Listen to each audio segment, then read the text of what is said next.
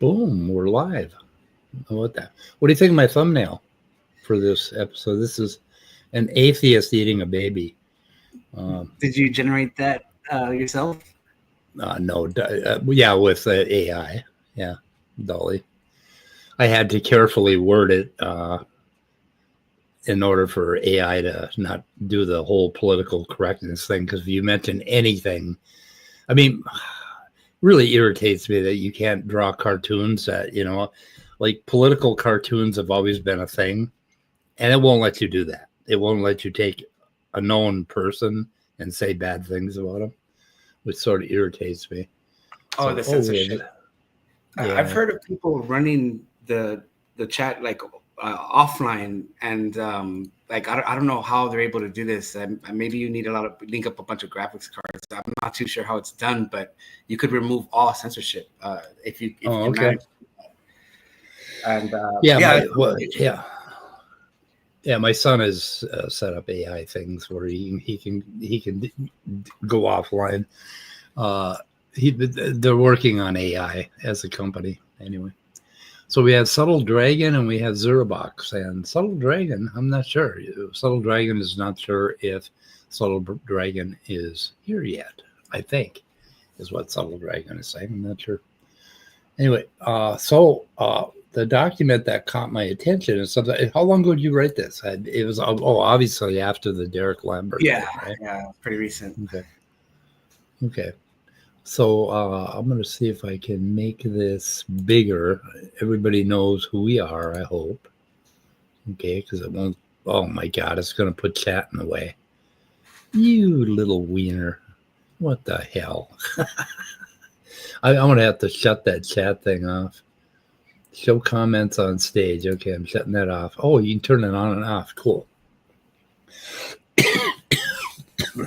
Okay, cult of atheism isn't a claim about atheism itself. It's a critique of what certain online communities have become, particularly in the wake of Atheism Plus. What is that? What is Atheism Plus? You never heard of that? It was like a movement in the early 2000s, when at the height of the fame of like Sam Harris and Daniel Dennett, Richard Dawkins. Okay. And Steve McRae talked about it a lot when Google Plus chats were around. Like it was a common topic there. But, that's. Wikipedia should have an article on it. I thought it was. Is it synonymous with the new atheism? Yeah, I think it is. Let me see if Wikipedia has anything on there. It looks like they do. Okay. Oh no! Charlene. Oh, hang on a second. Yeah, damn it! Amy is doing a stream right now. That happens to. I mean, Amy doesn't do that many streams, I don't think, and I always end up walking on Amy. Shit. Hang on a second. Let me check that out. How long is that stream gonna last there, Soul Dragon? No, let's see. Set to listen. We'll do it anyway. People can watch after. So I just got to get rid of my sister here. She'll keep calling me back. Oh, that was your ringtone. Yeah, that's Orphan Black. The theme from the series Orphan Black. You familiar with that? I've heard of it. I haven't caught it, man. I rarely watch these shows movies. Yeah, one actress, I think 6 or 7 parts that she plays. and she just does such a good job of being a different person. She's a clone, and God, is she amazing. I forget what her name is. It's some Russian name. I should know her name. Anyway, Theist Helpline goes for hours. Might wrap up in half an hour. Might go a couple more hours. Theist Helpline. Oh, maybe you should apply there, Kafei. Okay. So let's see. I got to go back over here. Okay, now we're back. So let's see. Oh, okay, hosts of the mixed vision who once aligned with this movement having publicly walked away, citing the toxic coercive culture that now defines it. And I don't think it does define it, but when people talk about a cult of atheism, they're not referring to your average skeptic or classical atheist. They're pointing to a socio-political movement that has traded philosophy for tribal groupthink, where loyalty to the narrative outweighs the pursuit of truth. And the reason that concerns me is because a lot of that, what you're calling groupthink, is my ultra-liberal platform, which I am very much a part of. And I don't think of myself as a group thinker. I sort of think I kind of figure this shit out on my own. And I haven't, and I've come to this from a very, very conservative background where I was once a card-carrying Republican Rush Limbaugh lover and listened to him every single day. So, I mean, I used to be of a different mind. That was about 30 years ago. So I don't think I don't care for the groupthink idea. Okay, so you do know that in, like, even in our atheist community, we have these sub-communities. You know, there's different, like if you put any 6 of us in a room, you're going to define a new community. So atheists are like a pretty wide-ranging phenomenon. And as far as I'm concerned, now, if we were to try to define atheism, atheism is a word, and we use that word to communicate something about ourselves. And if you identify as an atheist, you're saying that you don't believe in normally the Christian God. Okay, I always make the point that I break out in atheism only when I'm around a believer. So if somebody believes in some entity that's apart from the cosmos, you know, that I'm not talking about God as a cosmos. I'm talking about God as something outside of that has some influence on the cosmos, a God that has something to do with the mind, with consciousness, right? So defining God as consciousness would make me an atheist. I would break out in atheism around that concept. But now, as far as the Christian God goes, the reason most people around here call themselves an atheist is because they do not believe in the Christian God. And I don't think you do either. Do you? Well, there is an interpretation of Christianity where it's grounded in, Greek philosophy and like classical theism. And, like Paul Tillich argued for the ground, God as the ground of being, or the Godhead of Meister Eckhart. And, it may not be what most Christians how they understand God, but I there is an interpretation within there that could reflect that. And I align that all up with the perennial philosophy that I've told you about a few times before. And so I think there's a way you can interpret it where it's not, your average theism where God's depicted as, an anthropomorphic entity. Yeah, it would be like basically the mythos. And myth does not mean false. It means that it's a structure that's representing something. Hi, Calacia and Hillary's emails. We're learning someone's take on the meaning of atheism and the cult of it. Yes, we're learning about the cult. So, like for a long time, like when it starting when I was 8 years old, I became an atheist in that I did not sufficiently believe in a anthropomorphic God or any kind of a creator God. I believed that everything happened naturally. So I became a naturalist at a very early age. And the reason I was an atheist is because nothing happened in my life that would have led me to believe that there was something supernatural going on. So I didn't ever, have any supernatural events or, I had a lot of hallucinations, but I never had an event that convinced me that there was something outside of the natural world. So that simply meant that I'm a lack theist, which I really like that word because I lacked a belief in any sort of God. And because I lacked a belief in a God, I don't think I'm under any obligation to explain to anybody why I lack that belief, other than in my life, I haven't had sufficient reason to believe in it. Now, I believe in automobiles. I'm not an automobilist because I have had sufficient experience in my life to believe that automobiles exist. So that's one particular kind of atheism right there. Would be the lack of belief. And of course, we got to define belief, right? So a belief to me is a disposition in your brain. You are disposed, like if you believe a bus is coming down the street and you're standing in the middle of you believe you're standing in the middle of the street, you will jump out of the way. So a belief is some disposition in your mind that will make you act in a certain way. If I believe in God Almighty, the Christian God, then I'm going to worship and submit to him so that I don't end up going to hell, right? That would be a belief. So a belief is a certain structure of your mind, very hard to put your finger on, that you've developed over the course of your life that will make you act in a certain way. So do you agree with that? Basically, belief is a disposition. Well, we're gonna definitely get into it with the next paragraph, but I agree a lot with Steve McRae has written about that. Like, I think even Matt Dillahunty, I posted a link for you in the chat. He stopped using that phrasing "lack of belief."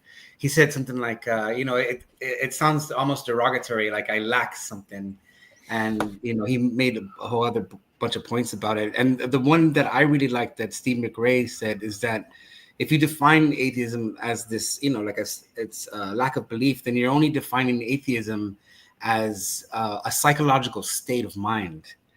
And, so if you're saying atheism is true, it's only a comment on a psychological state of mind.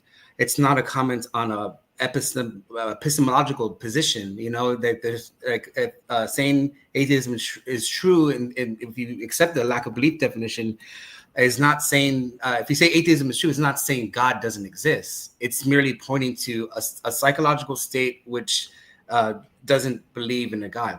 Do you see the difference there? And so, yeah, I thought that was a really good point by McRae to notice that. And so it's also vague, it's lack of belief is vague, people, they use it for infants, for instance. And I like Graham Oppy's term innocence when he refers to a baby that can't. Yeah. And I like innocence. Yeah. Yeah. And I do embrace the word lack theist. And, at my core over most of my life, I was a lack theist. That I had no reason to believe in it, and I don't see it as missing anything. It's fine. And then right around the year, somewhere in the first decade of this century, I became a hard atheist, which now I have and I like calling that a hard atheist, right? I like separating that, because a lot of people are going to identify as being an atheist, and what they really are is lack theists. They simply lack a belief. And they are under no obligation to tell you to defend their unbelief in God any more than they're under obligation to defend their unbelief in unicorns or whatever. And unicorns, well, perfectly I watched a wonderful movie last night. It was unicorns, except they were like, oh my God, they were evil. I forget what it was called. Something about, I don't know, what does a unicorn eat? Or I'm not entirely sure what it was called. Good movie. Anyway, So not believing in unicorns is perfectly reasonable because we have no instance of one. We haven't seen it on Nat Geo. We haven't heard about any of our partners in humanity have ever found a unicorn. We have not seen one in a zoo, seen it on display. You have a very good reason not to believe in unicorns. And so what would you call a person that didn't believe in unicorns? You always add everyone now always adds the prefix a, to in front of the word to denote that. But I guess unicorns are not that important. No one's going around arguing about and debating the existence of unicorns. Right. And that's why people identify as atheists, because there are so many Christians around, or people in different countries. There's so many Muslims around, or if there are a lot of people that believe in something that we're like, I don't believe in that. I simply don't believe in it. You haven't given me sufficient reason to believe in it. They have a moldy old book that they pull out, and we have Jordan Peterson blathering about it, but I simply don't believe in that stuff. So anyway, let's say incorrect. It also means negation, anti-theist. Yeah, a can mean negation. I've heard it, or there's a lot of words that. What word is that? Prefix meaning lacking or without. Nothing more than that. Hillary's emails, and I think it's got that right. Okay, a prefix meaning lacking or without. So I mean that's sufficient. And the thing that Steve McRae seems to miss in all of his rantings is that a word means how people use it. I mean, a word changes over generations by usage. There's a lot of words, that we've left behind, a lot of words that don't mean what they used to. So I mean, a word can mean something else. If you're being philosophically strict, well, then you can come up with atheism and agnosticism and all of this stuff.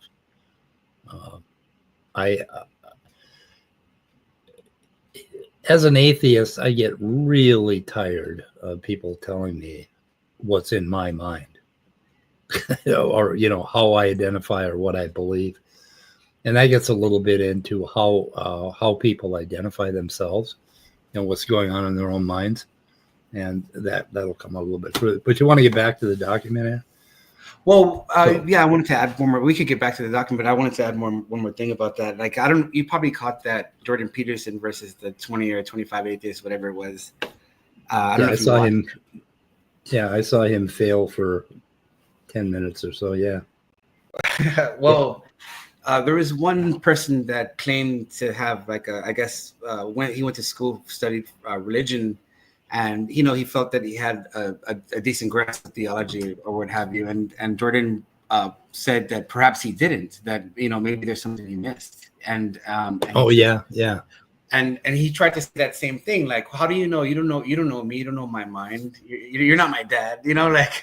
But I thought Jordan's response was interesting. He said, he says, I don't necessarily have to know you. I can say this in a more general sense, and I could pick apart your mind, and then we can find out what it is exactly that you're missing. But I can say it in a general sense without having to necessarily know you or know your mind. Yeah, we can make general judgments about groups of people. And in my experience, every time you do that, you're wrong about a whole lot of people. When you presume to group people together and say something about them, I don't know. I have called that racism.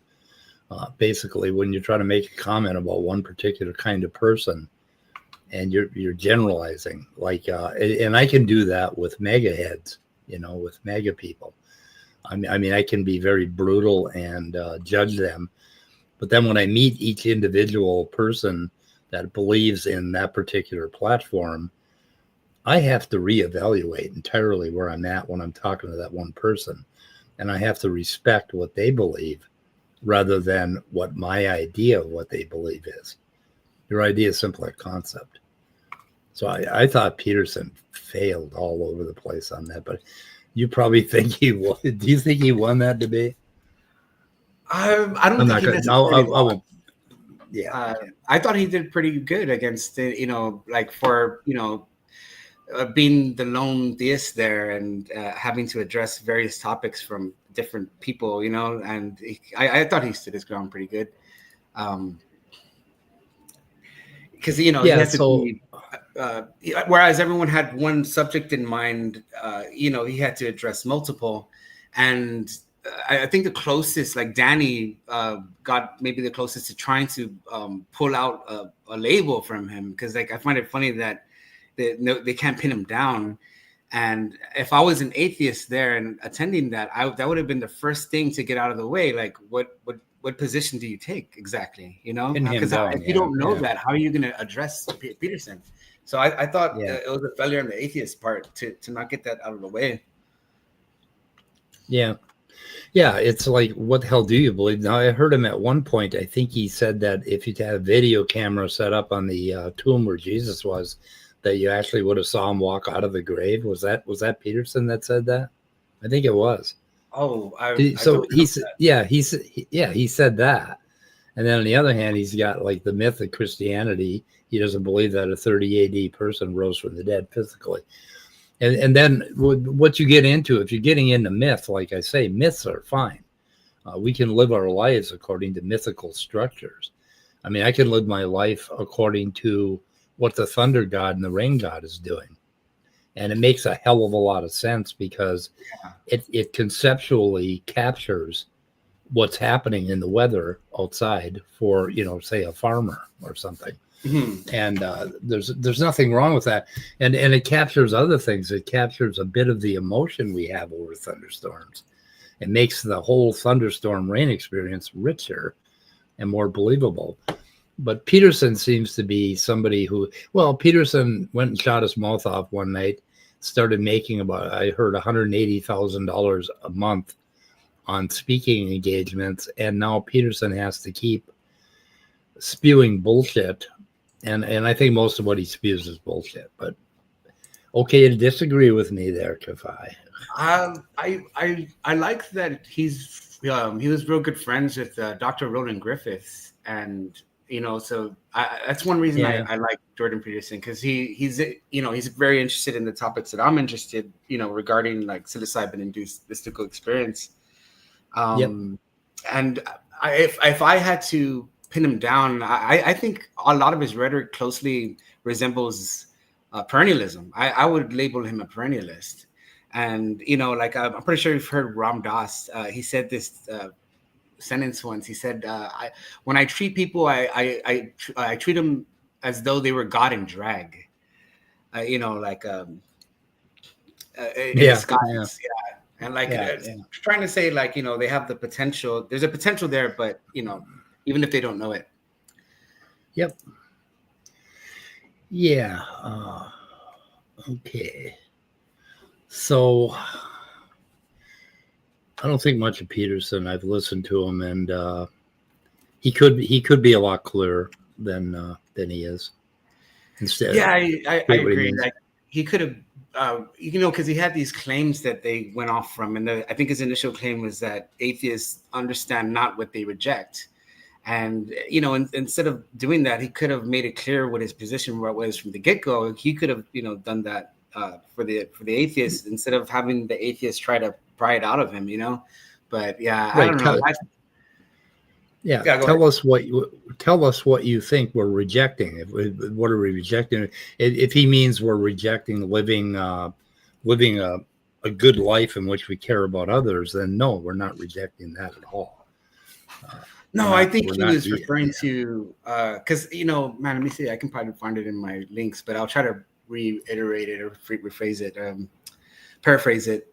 I think it's Bishop Robert Barron. He said, you know, like a lot of atheists don't grasp what serious-minded theologians regard as God, and then he goes on to define God in the, you know, the Platonic manner, the ground of being. And I don't know. In my experience, I've been speaking to a lot of atheists, and I've spoken to plenty, and I get that impression too. That notion of God kind of goes over their heads. Well, I get the impression from a lot of my fellow atheists that they have thrown the baby out with the bathwater, Yeah. And that's why I call myself a spiritual atheist.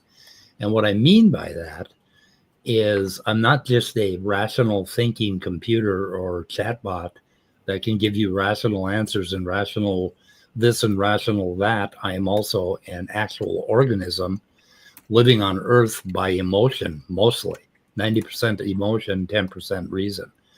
And when I do that properly, I feel at peace with myself, with the world around me, with my mortality, with all of that. So I'm a spiritual atheist. And I will disagree with the people that I'm in the same cult with, right? So I'm not sure what our cult actually represents. So I don't know. I don't know what the cult is. We're going to get to that. Yeah, sure. Okay. You want to go read the next paragraph? Yeah, you want to read it? I'll read it. That's fine. All right. Let's get our terms straight. As Steve McRae has rightly pointed out, atheism is not simply a lack of belief. That's the so-called lactheism position, often used to dodge epistemic accountability. And yet, this is precisely the definition the ACA proudly broadcasts on its official website. We define atheism as a lack of belief in God. This definition also encompasses what most people call agnosticism. It's presented almost like a badge of honor, as though conflating belief and knowledge into a single fuzzy category is somehow intellectually virtuous. But this move does the opposite of what they claim to value. It avoids specificity, it dodges burden, it reduces a rich metaphysical conversation to a semantic shell game, ironically undermining the critical thinking they claim to promote. Yeah, I couldn't disagree with that more. Almost at every point. Let's see. Okay, a dodge of epistemic accountability. Like I say, if we don't believe that, like, if somebody doesn't believe in string theory, they simply don't believe that string theory works, right? They have not seen evidence. They have not seen there's nothing in their lives that has converted them to string theory, so they don't believe in it, right? Well, I think they have no accountability. I think what's meant there is that I try to make it earlier when I was saying that in saying simply that you lack a belief, you're not like, it's like saying I'm not necessarily saying there is no God. There's no claim being made. There's no epistemic, position there. It's just like I said, it's just a psychological state of mind. And I think and that is the epistemic position, that it is my state of mind that I lack belief in any sort of God. That is my state of mind. Right? It's like it's avoiding the epistemic justification in that you're not making any like a positive claim like there is no God. You're just you're just citing your skepticism. Yeah, the positive claim is that I do not believe. I do not believe. Yeah, that's my positive claim. And how are you going to counter that by saying that I don't know what I believe? I mean, what is my accountability if I don't believe in unicorns? How do I have to?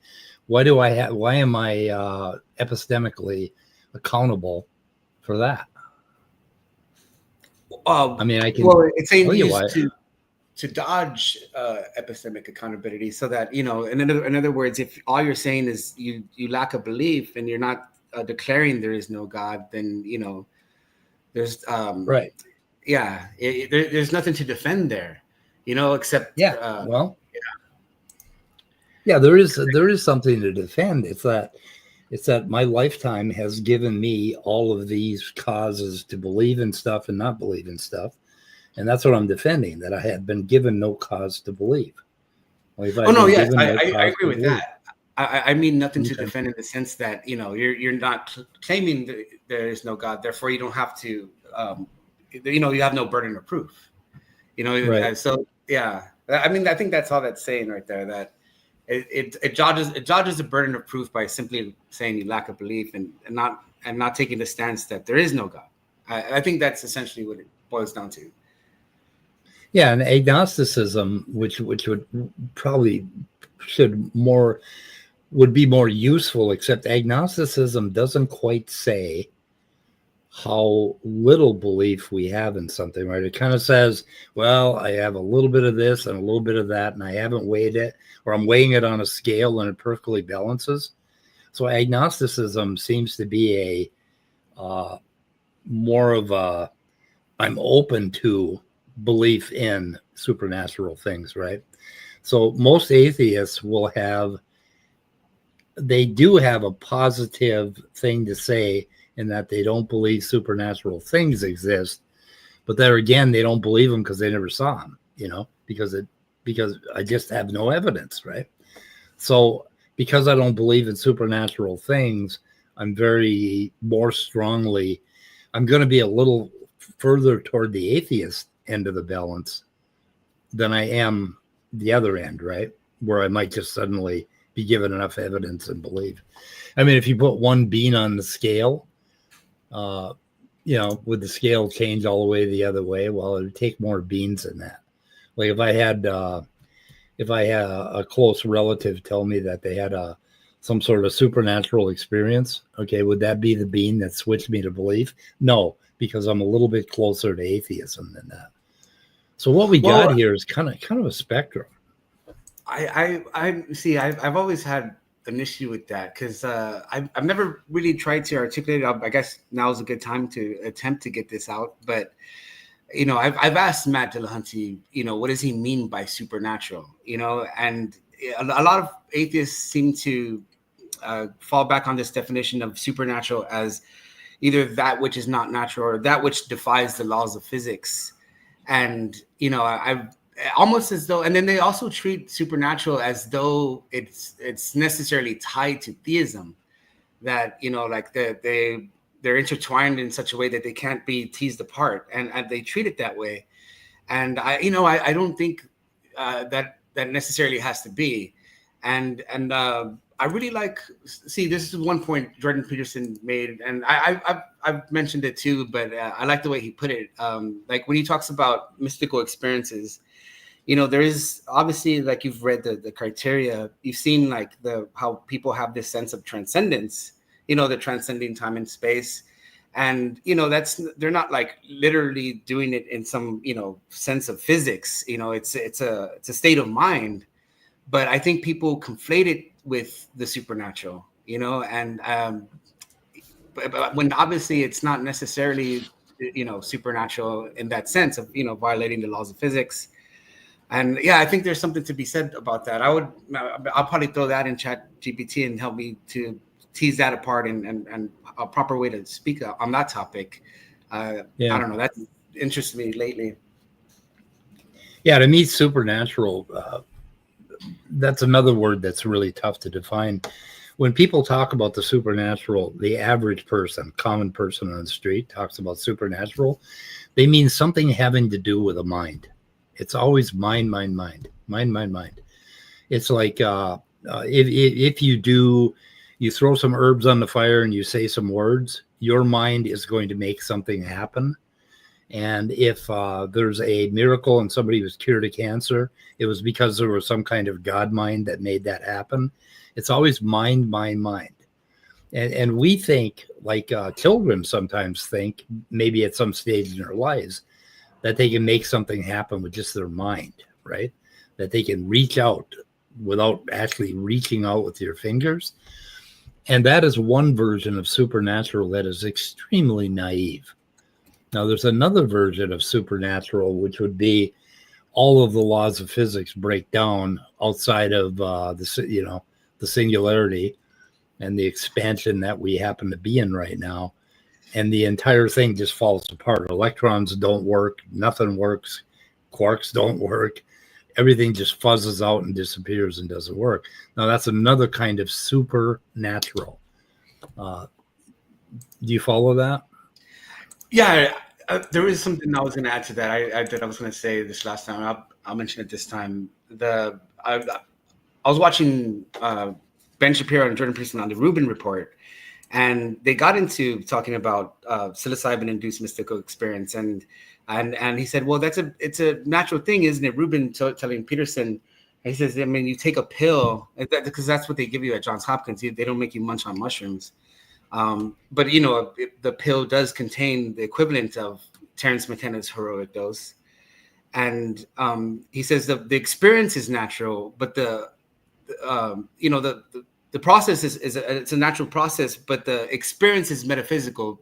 Jordan Peterson would say, and he says it's a point where the biological and the metaphysical touch, you know, with the mind touching on transcendence. And yeah, I think that gets conflated sometimes with supernatural. When obviously even the professionals at Johns Hopkins say that this is a natural phenomenon. It's been occurring for millennia, you know, since time immemorial.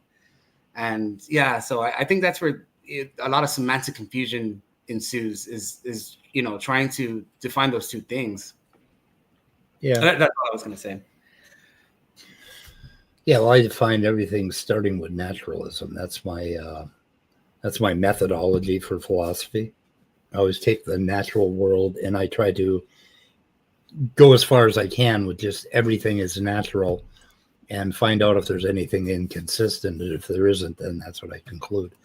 Like when I think about a belief, I start looking at my neuroscience books, right? Because if there's a belief, that's where you're going to find what it actually is. You're going to find that disposition to act in a certain way.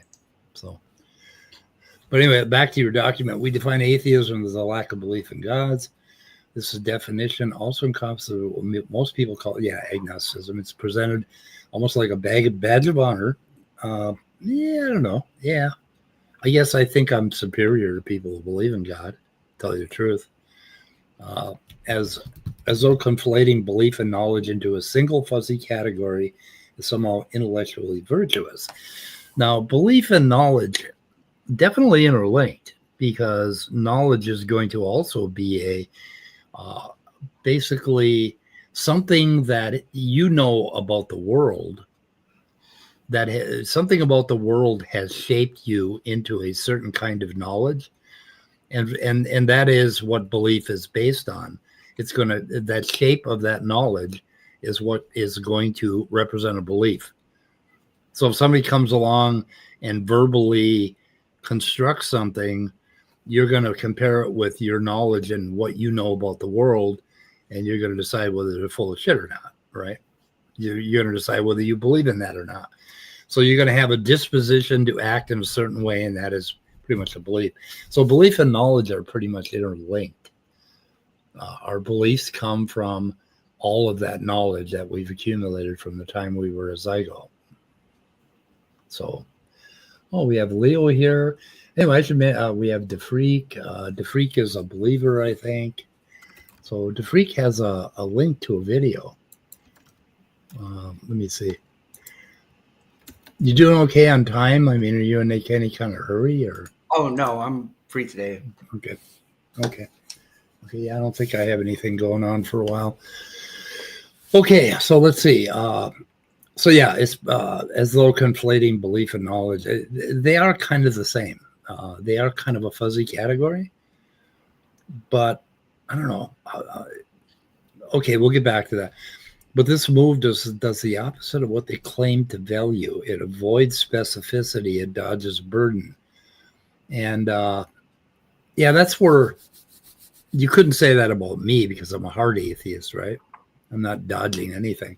It dodges burden. It reduces a rich metaphysical conversation to a semantic shell game. Actually, I don't think it undermines their critical thinking at all. I mean, most of the people that, listen to these channels, they don't give a rat's ass about philosophy and metaphysics. They just have a life to live, and they don't believe in God. And I don't think they're undermining their critical thinking by doing so. I mean, we're waiting for sufficient evidence to believe. That's what we're waiting for. So let's see. We got Ember. Ember says, I consider Tag and Aquinas arguments the proof against God of the type they try to indicate. Such a being existed, arguments like this would not be necessary, since they are, one doesn't. Okay. So if there was a God, we would know it. I think, is that what you're saying, Ember? Basically, it would be made known to us. And they think they've done that. But anyway, okay. So what do you think? Any comments? Yeah, Any well, further? I mean, I don't know if you wanted to go jump to the next one because I did. I mean, you're reviewing the same paragraph that I read, but I mean, I don't have no issue with that. Okay. Okay. Yeah, I think your charge here is going to piss us off. Ironically, undermining the critical thinking they claim to promote. I mean, they are thinking critically simply by making a judgment based on what they have been presented in their lives. And for the most part, we're talking about Christianity, and Christianity has not made a good case to any of us. All they got is that moldy old book, which doesn't make any goddamn sense and has all kinds of bullshit in it that we don't even want to read about, like Leviticus. And they've got the fact that there's a whole bunch of people that believe it. And it's like, oh, why do you believe it? And they tell us, well, the moldy old book. Or there's a whole bunch of us. Not sufficient, right? Not sufficient to get us to believe. Okay, let's see. Yeah, Ember, I can rule out that there aren't any mental kind of gods, depending on what means by God. Yeah, what one means by God. But the kind of God I think that Kafei believes in is not exactly that kind of God. So maybe it's someday I'll finally figure out what the hell you're talking about, Kafei. Someday I'll find out. I remember we tried for a long time. I have like miles of chats that we had before. What platform were we talking on? Google something? Oh, Google? I think it was Rational Skepticism, that forum, I think. Yeah, that was Ratskep was one of them, but then we went offline and we started talking on some sort of Google maybe Google beta. Plus. What was that? Google Plus back in the. I mean, they since canceled it, but you know that used to be yeah. Right. I captured all those documents, so I have. This is all of that stuff is on your permanent record, by the way. That reminds me of that cartoon Doug, man. Lamar Bone, the principal. Oh, I get it. Not familiar or not ringing a bell right yet. Who is it? Oh, it's a Nickelodeon cartoon that used to air like during the 90s. Oh, okay. Yeah. Anyway. Okay, you want to read the next one?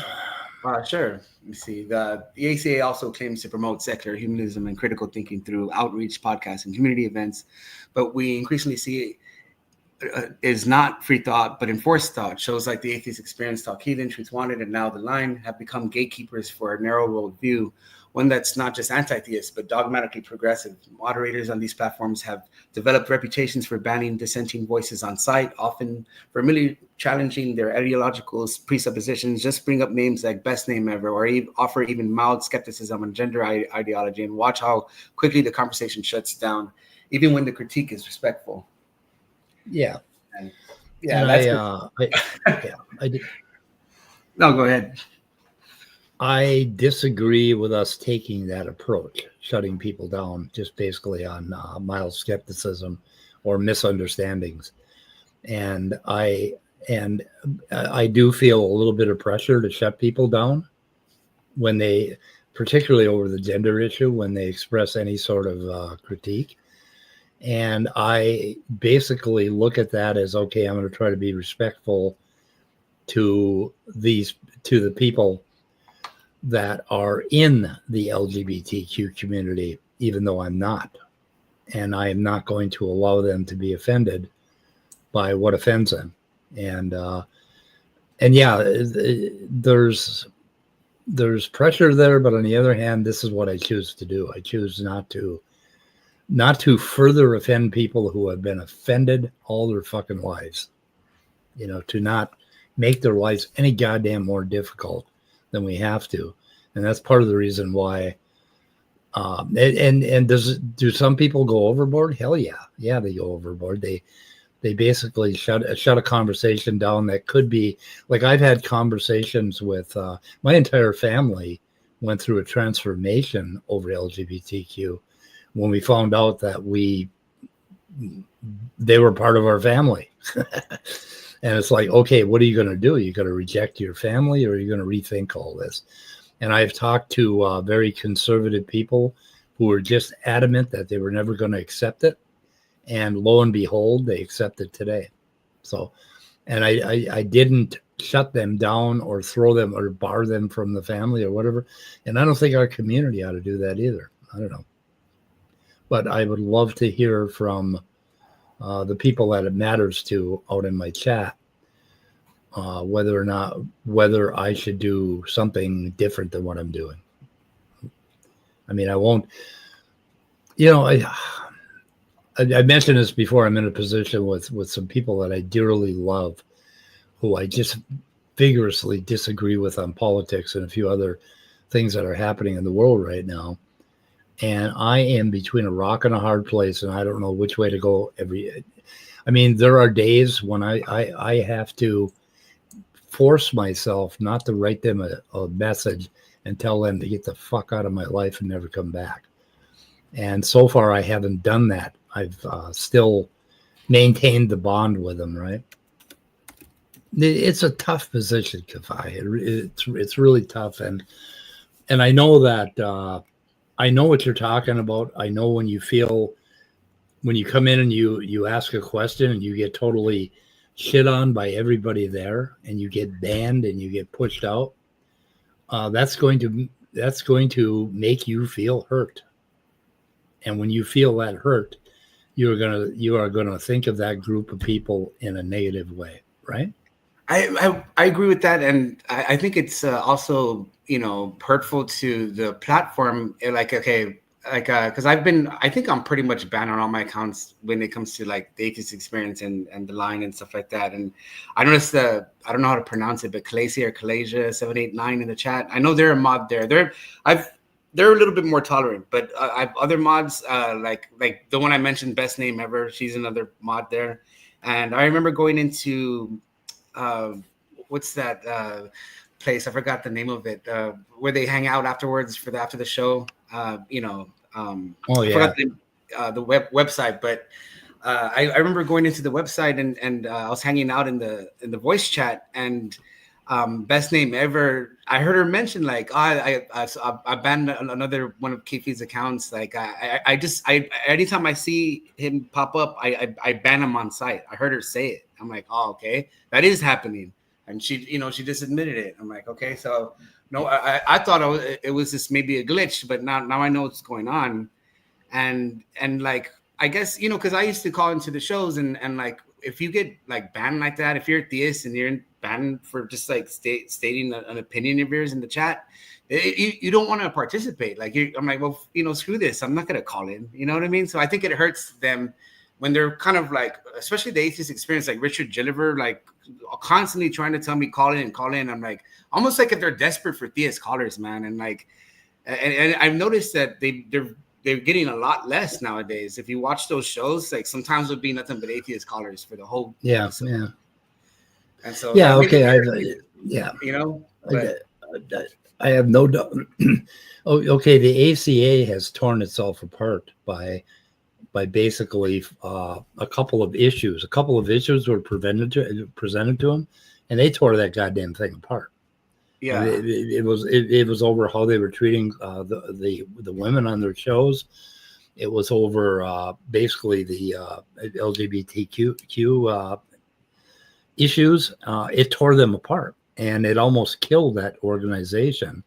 And I don't want to do that. Now Ember says it depends on how you want to see yourself, Speed. Well, how I see myself, it should be, I should see what I am, right? I don't want to see myself in any certain way. I don't want to pretend I'm some great person that I'm not. Do you want to be a passive ally? No, I am not passive about LGBT. I would kill for some of these issues.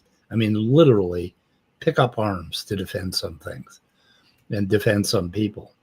And that I disallow bigotry, and basically I do my very best. But now if I have a person that's bigoted, do I need to condemn them? And do you need to condemn me if I don't condemn them? Like, what if this is a person who has been in my family for 40 years. And what am I going to do? Condemn them? Or am I going to try and reason with them and talk to them and listen to them and influence them? And by that approach, I have won more people over than if I had banned them. So do it feels right. Yeah, okay. So Ember says, do what feels right for you, not because others might see you. Yeah, and that's kind of what you should do. But if others see me badly, then I don't think I'm doing the right thing. Then I have to reconsider what I'm doing. And then if I have half on one side and half on the other side pulling me this way and that, well, then I got a fucking situation, don't I? I got to figure out what I really want. But anyway, so I don't think so. You know, there's groups like the ACA that ended up. All groups that you find are structured by leaders, and Matt Dillahunty was one of those leaders. And then Matt Dillahunty had a falling out, and then he disappeared. And some other leaders, took it another way and another way. And it's like, Jesus Christ, people, understand the dynamics of what's going on here. And we all are people, and we all are needing to have these conversations. So the Atheist Experience banned one atheist who was pretty big because he had up a video saying, oh, yeah, okay, that was rationality rules, wasn't it? That's what tore the ACA apart the first time. That was the first big bad thing that happened. And he was just, expressing his opinions about the thing, and it just tore the place apart. Do we really want to tear ourselves apart over fucking people that are ignorant, that have not been properly informed, and they believe a certain way? I mean, telling a person they're a bigot because they have these beliefs when they have grown up in an environment that gave them every reason to justify those beliefs, no reason to step outside of them, branding them a bigot and throwing them out is not the way you're going to change people's minds, right? You agree with that? Yeah, I was just unmuting myself. Okay. We probably don't even have to go into Reddit, man. I think it's like probably the most intolerant platform out of all of these. And yeah, I don't even want to mention it. Yeah, I don't want to. I don't even want to be in places like that, particularly because I just want to hear thoughtful changing of other people's minds, and that's what we need more than anything else right now. Because we obviously in America, we found out that over 50.1% of the people are on the other side of this fence. And it's like, what happens then, right? we've got to make change, sort of thing. They said something that hurts others is not saying they are bad. Yeah, okay. Yeah. I'm not going to tolerate bigoted bullshit in my chat. When I catch it, these people get banned, they get tossed out. And we're not going to put up with, and even stupidity, I'll only put up with it for so long, and then I've got to fucking do something, And the woman that wrote the book on etiquette, I forgot her name, but she talks about I think it's like 5 topics that you're not supposed to bring up in like a work scenario or a professional situation. I think it's like sex, politics, race, religion, and money. And so when so any one of those topics can get heated, and if you're on a platform where it promotes those topics, like obviously you want to have an open-mindedness and allow people to share their thoughts and stuff like that. And like if you're intolerant, then yeah, it's then it's not a good platform to try to discuss those ideas. Yeah. Yep. Yeah, it's a tough thing, and there's a lot of people that in my family and in my community, in this small rural community, and well, not small rural, but big rural community in Minnesota, that just don't have enough information to feel a certain way, and they end up sounding like bigoted assholes. And they just haven't been talked to properly, most of them. Most of them aren't really bad people, and if they realize what they're doing, like the whole oh fuck, I don't think I want to get into it, but we'll kind of leave it there. Okay, so are we on the next one? Let's see. Okay, yeah. So you got to be careful with this. There's, you're dealing with different groups of atheists, and you can't say there's a fucking atheist cult because all these groups are different. There are different groups of people, and they're going to, and even when I'm in a different group, I am a bit of a chameleon in a way that I'm gonna change to accommodate. Like if I go to somebody else's house, and they want me to take my shoes off, well, I always take my shoes off, but I'm gonna take my shoes off, right? If they don't want me to wear a hat, I'm not gonna wear a hat. So in a lot of ways you accommodate the group. But I don't think I cannot find any particular fiber that runs through every one of these atheist groups that I'm a part of. So who's post stuff 101? So are you. Biology of a person is man when they put on a dress and call themselves a woman. Oh my God, we got one of those guys in the chat. Okay. So you guys decide what to do with them if you want to talk to them. So anyway, let's see. Anyway, okay. Yeah, okay. So the ritual. I don't know if you want me to do the next one. That's this goes beyond content. This goes beyond content moderation. It reveals a deeper problem: selective skepticism. You're encouraged to question 2,000 years of theology, but not the sacred tenets of modern progressive ideology. Oh, you scroll down a bit. Okay. Okay. So I went up too far. I'm sorry. Okay. Reveals a deeper problem: selective skepticism. You're encouraged to question 2,000 years of theology, but not the sacred tenets of modern progressive ideology. Refuse to state your pronouns or hesitate on some element of gender theory, and you're not treated as a fellow thinker, treated as a threat. That's not free thought. That's dogma dressed in secular clothing. Okay, let's see. This is going to take a little unpacking. Yeah, there's 2,000. There's more than 2,000 years of theology. It goes all the way back to when we started conceiving of things in our brain. I mean, Eastern philosophy. Hinduism has roots that go back over 10,000 BC, something like that. Yeah, and progressive ideology is where we are today, right? And I hope we progressed. I mean, would we rather not? Do we want to regress? Do we want to go back to the Middle Ages where they were running people through with swords for stealing food? We don't want to regress, do we? I mean, our current ideology basically is on the left, and I am on the left, is that we are going to accommodate people's beliefs and feelings and their freedom and what they want to do within their own skin, and how we interact with them to make them feel better about that skin. So is that an ideology? I think it is. Well, this paragraph came from something I've noticed. Like if someone is uncomfortable with using the pronouns, they make it a really big deal on the show. And if you call in, it's one of the questions they ask alongside, are you an atheist or theist?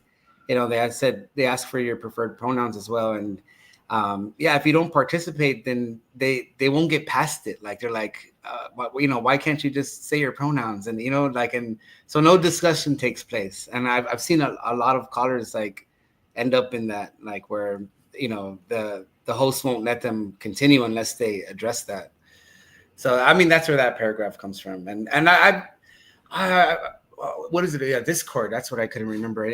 I've had those conversations in Discord where people why is that an issue? I'm like, why is it an issue that I'm not interested in that. Like, I had to tell them that, and like, because they're real adamant about their pronouns. I said, I'll call you your name if you'd like it, but I'm not gonna remember, especially the neo pronouns. I'm not into that. Like, I mean, I'll respect people. I mean, if a person is transgendered and they want to be called her, I don't mind that, but I'm not gonna, memorize a bunch of neo pronouns. I don't know how you feel about that.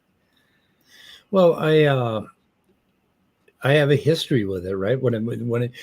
I have a long history with trans people.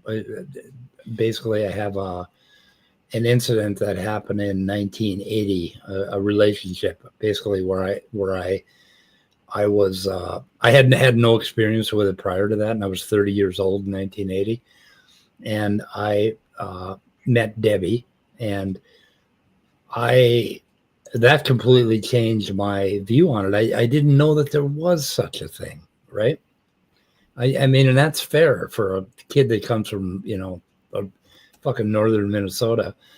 And so I didn't have any problem with that, but pronouns didn't become a thing until later on. It's a new thing. We're trying to change the way we do language. And I'm here, and I like they, them, what is it? They, them, and there's another one. And anyway, I like those. I like using those words because they don't commit to anything. And I think if you learn to use those words, but to do that, to refer to a single person as they, if you've done it for 60 some years, it is difficult. And there are a lot of older people that get embarrassed when they're called on their pronouns. They feel embarrassment because they did something wrong. And I felt embarrassed when I when I failed to easily talk like that, right? Change the way I use language. So for a while I was like, oh my God, they want me to, they really want me to be a certain way. But I was actually reacting to the embarrassment and the anger that I felt from the embarrassment. I was reacting to a social situation where I felt judged. I even had a horrible dream about somebody basically casting me out because I couldn't figure out how to use pronouns. And that was about 25 years ago. And so I realized, okay, so I'm embarrassed and I'm going to fuck up. But is that a reason to be angry or to resist? Like if I go into somebody's house and they ask me to take my shoes off, do I sit there and say, well, why is that an issue for you? Why do you want me to do that? Why do you want me to do something? Why do you want me to take my shoes off in your house, right? If you're in their house and they ask you to give you their pronouns, what skin off your ass is it if you actually give them your pronouns? He, him, whatever. You see what I mean? And when you start to look at it like, why am I fighting this fight? Is it because I'm embarrassed because I'm going to fuck up? Or is it because I have some ideology or conviction that we should never use the wrong pronouns for males and females, right? I mean, what is it, Kafei? I'm not too sure, but I do notice, like, I know I'm not alone in not wanting to participate in that stuff. Oh, yeah. Yeah, there's a lot of guys like you out there. But I'm asking for you, why do you give a rat's ass if they ask you? Why not just give them the pronouns? I don't know. Well, for me personally, I think it's just like I love like George Carlin, and I love dissecting words and semiotics and all that stuff. And I love learning new words, but I don't know. I just feel like memorizing neo pronouns just seems like a waste of time to me. For some reason, and like taking your shoes off in somebody else's house is kind of a waste of time too, if you feel you should wear shoes in the house. But they're asking you to kind of, hey, respect. You're in my house. I want you to, if it comes down to, usually if I encounter someone like that, and it's not every day, it's kind of rare for me for when that happens, and I guess I either don't hang out in places where, like that, where you encounter someone like that. And but if at the very least, I'll refer to them as their name. If I'm gonna, that way I can avoid the neopronoun. And if you could just replace the neopronoun with the name, and you still get the same effect. Yeah, you can if you want to do that. But I found that it was really a good exercise for my aging, demented brain to learn how to use pronouns differently. And when I started doing it, and I still fuck up, but I don't fuck up as much as a lot of people I know, I found that it makes me really happy to go along with this. And I don't see it as me having been forced to do it. I see it as somebody asked me to have the respect to do it, and I accommodated. Basically, I did it and made the change. And then I realized a whole bunch of stuff about gender in my own life as soon as I did that. And I realized what mold I had been cast into as a young man ended up creating absolute fucking havoc in my life. And it had a lot to do with why I became an alcoholic and a drug addict.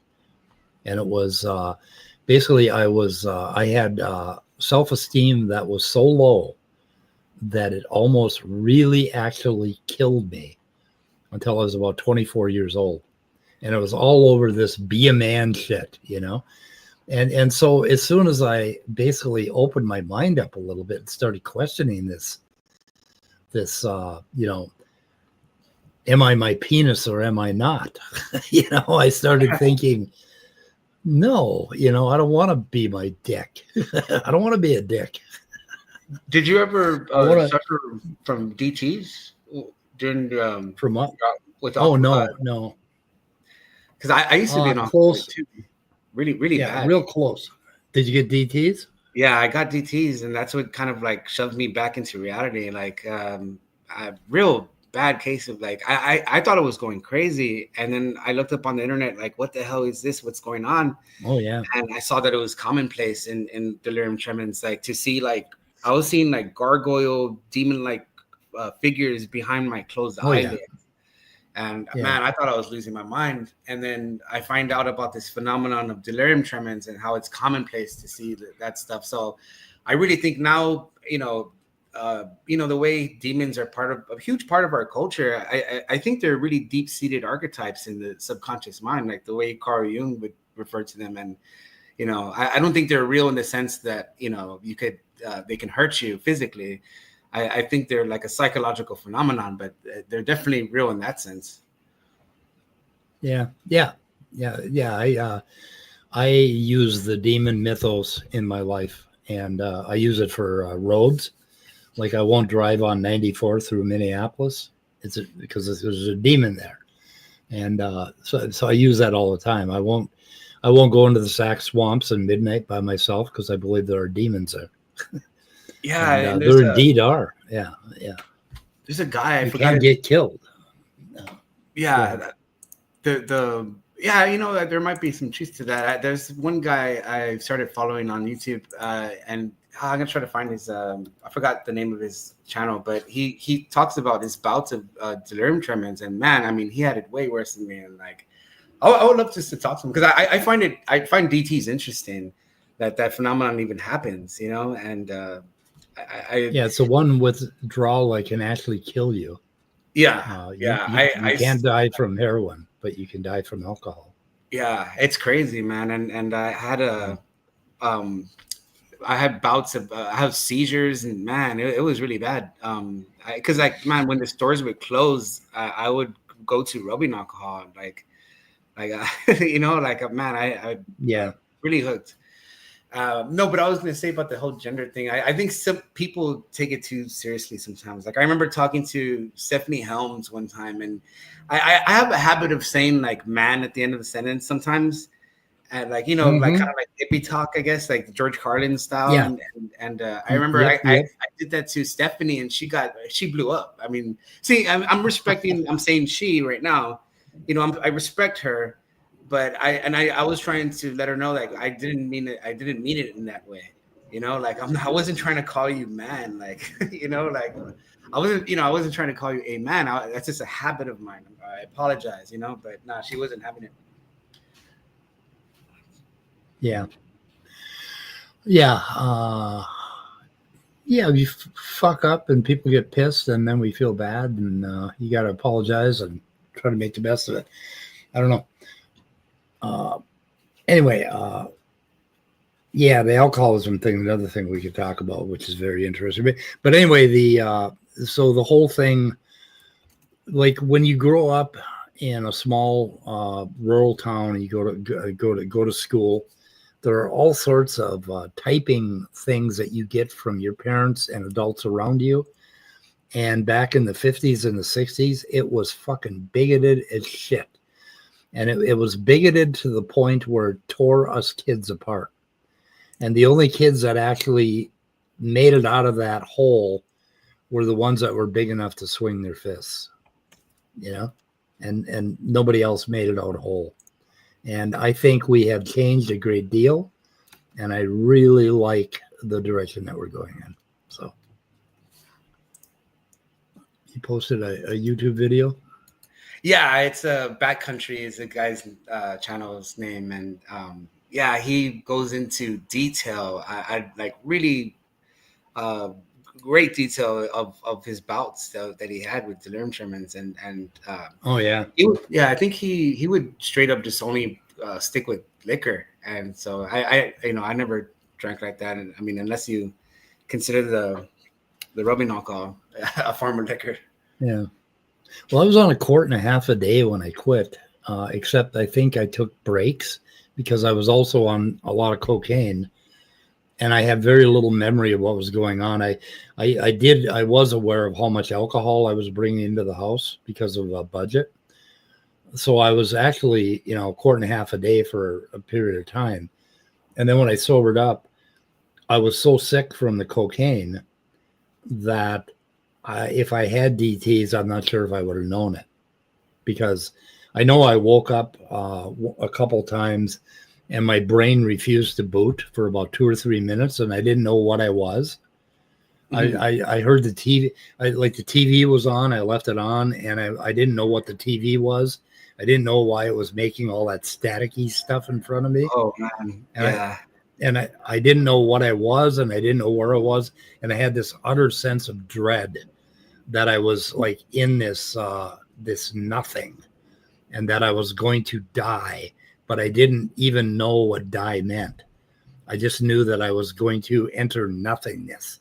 And that happened to me for it took about 2 or 3 minutes, and I'd say, okay, you're laying on this mattress, and the mattress was a stained mattress with pizza boxes and pizza crusts, and it was just like utter filth. And I woke up from that, and I sobered up from that. I sobered up very abruptly. And I know the other thing that was happening to me, sometimes I'd take one drink of vodka and I would be just shit-faced drunk. And other times I could drink a quart and feel like I was going too fast. I had to slow down. Of course, I was doing like an 8-ball cocaine a day. And toward the end, maybe even more than that. I'm not entirely sure. But I got really, really sick, and I'm not sure. So, and the other time I had DTs when I was in my 20s, they threw me in detox a couple times, and they had to medicate me.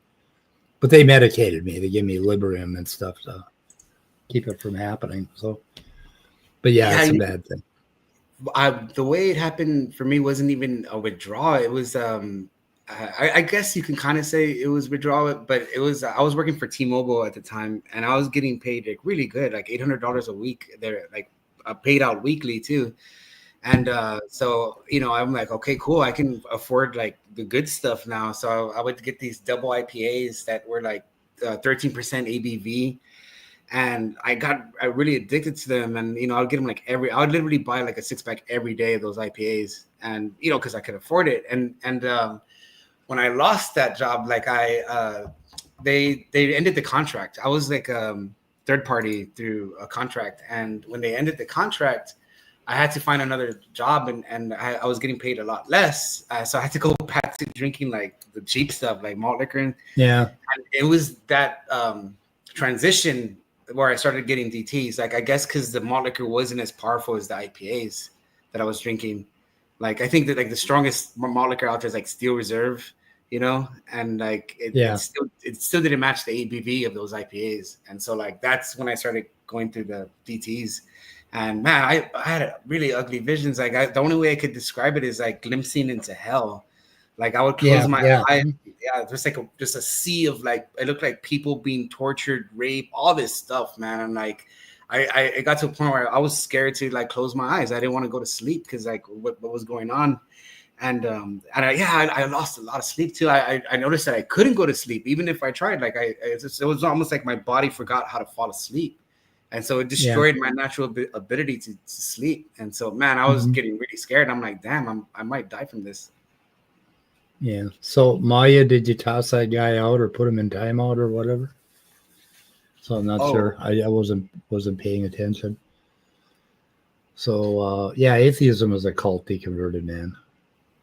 And you lobsterists, you're the worst, man. Anyway. Yeah, he's the worst culprit of them all. He is the worst culprit of them all. Yeah. Okay, so we got another chapter here. What we're witnessing. I'll let you go ahead and read it because I can't talk. Okay, all right. What we're witnessing is the ritualization of ideology. The cultic behavior doesn't emerge from atheism as a metaphysical position. It emerges from the culture surrounding figures like Matt Dillahunty. For some, he's become less of a debater and more a guru to the pseudo-intellectual. Rest assured, no matter how fallacious the argument, Matt's followers will naturally allow for such forthcomings of Matt to go unnoticed. His followers, often styled rationalists, frequently parrot his arguments without understanding their structure. Disagreement is met not with discourse, but derision. Debate becomes a loyalty test. And fittingly, Matt Dillahunty's own show is called The Hang Up, a name that seems more prophetic than intended. When a theist caller challenges him and things get too rocky, he can always take solace in knowing his trigger finger is never far away from the disconnect button. You don't like Matt, eh? I'm not really. I'll probably drink a beer with him, but I'm not too big of a fan. And mainly because I have called in a lot of times with Matt on, and he never, like anytime it gets to an area where he knows like he doesn't have the background, like he hasn't studied the topic well enough. He shuts down the conversation, and it's happened every single time I've called him, and like, So I mean, I kind of gave up on it. Yeah, well, me and a whole lot of other atheists would not have a beer with him. Yeah, you know what? I probably wouldn't either, man. Now that you mentioned it. Yeah. I just sort of gave up on him, and just like I gave up on Dawkins and a few other people. There's like, and that's true. There are going to be people that don't want to think about philosophy, metaphysics, and all of this stuff, that feel a certain way, that are going to follow people that seem to know what they are talking about, like Matt, and they are going to basically do the same thing that they did when they were believing in God, and that's follow along in the masses. And I think now I'm going to forgive them in that they don't give a shit enough to dig any deeper into it. They just want to live their lives. So I'll forgive a person like that.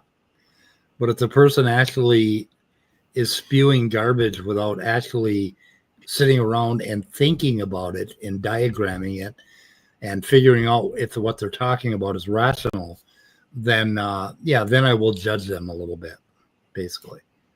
So I mean, if they're so cocky that they think they're absolutely right about something, and then you talk to them and they haven't really thought about it, then I'm going to judge them badly, right? And I feel that way about a lot of all the Christians, most of them, not all of them. There are some mythological Christians that I like and agree with. But anyway, deconverted man. So I've been trying to set something up with you, an email, and you gotta recommend a time, and we'll get together and talk about materialism. So I'm going to convert deconverted man to my position of hard materialism and naturalism. So anyway, but that's just, So that shows a little bit of emotion there, Kafei, about your treatment by the ACA, and I've seen I know what you're talking about with how they have how they've treated you, but you are sort of bullheaded about this goddamn God thing. I can see why Matt would hang up on you. Anyway, okay, and then I'll read this. All right, go ahead. Okay, all right. And then there's the ideological litmus testing around LGBTQ plus identity on some shows. Callers are asked for their pronouns as a prerequisite for respectful engagement. That's not about politeness. That's about compliance. When a theist declines, even politely, the conversation often collapses, not over theological substance, but over cultural allegiance. And I mean, that just goes back to that, what we said earlier about that. In my house. Yeah. You're coming into their house and they're asking you to kindly do something and you're refusing based on what? Your ideology? Your cultural compliance and cultural allegiance? I mean, what is making you not accommodate them? Why won't you take your shoes off when they ask you? Well, does that make sense? Okay. Yeah, no, but the thing is, I think it should be optional. You know what I mean? Because like, okay, I can, like you mentioned taking your shoes off. I know that's a thing in like Japan, right? The Japanese culture. And, I can respect that. I mean, you bring in a lot of crap from your shoes, right? From outside. But the thing with this is that, I don't know. I think it should be optional, man. Because I last time I called, they asked me for my pronouns and I said King and Lord. Referencing Andrew Tate when they asked him for his pronouns. And I mean, they still put me on, but Matt made a huge deal before taking the call. He's like, what do you think about this, Josie? And Josie being one of their other transgendered women on the show. And, she's like, obviously he's trying to like poke fun of the whole thing. But I'll just call him Jimmy. I'll just, I'll refer to, which is my real name. There's a lot of people that don't think a lot of that, but I mean, like, if you absolutely don't want to take your shoes off because it just offends you and it really messes with you and you want to take that position, then don't go into their house. If you go into their house and they ask you to take your shoes off, you can either leave the house or you can take your shoes off. There is no other option, basically. So and I don't see making a big thing of it, no matter how offended you are or how silly you think it is that they have that rule. I mean, like I should have a rule on my channel that you have to wear a funny hat, right? Otherwise, you can't come on. I see what you're saying, but what if it was like the other way around? Like, why is it a big deal if someone doesn't want to participate? Like, why should that be a big deal? And it's kind of like saying, I'm basically just mirroring what you just said, but from a different perspective, and I think they would have a lot more theist callers if they dropped that, because I know, I think they get turned off by that. I'm pretty sure there's a lot of theist callers come in once they're asked for their pronouns. They're like, do I have to say this? And okay, never mind, I'm gonna hang up. Before they do they make you actually do it? They make you do it, or they won't take your call? Before? Like, I challenge you to call in and pose as a theist or what have you, and because that way they'll prioritize your call. They prioritize theist callers, and then or even go into the chat room and pose as a theist and make some theistic something you think a theist might say, and you'll be blocked. You'll be banned from the live chat. Yeah. But I don't think you can make a good case for not giving your pronouns as he, him, right? I mean, they're just asking you, how do you want? It's like, okay, on every goddamn form I fill out, they want to know if I want to be Mr. or Ms. or Mrs. And I never fill that out, but if they made me fill it out, I would say, okay, Mr. If that's what, that's what I got to do. Yeah. I forgot who said this. I've heard this from somewhere, but the reason they put that like on applications nowadays is to weed out people like that. That's just a headache for them. It's like it's a PR disaster like that they don't need. And, they're avoiding like lawsuits and stuff like that, like they don't want to get caught up with that. Right. Yeah.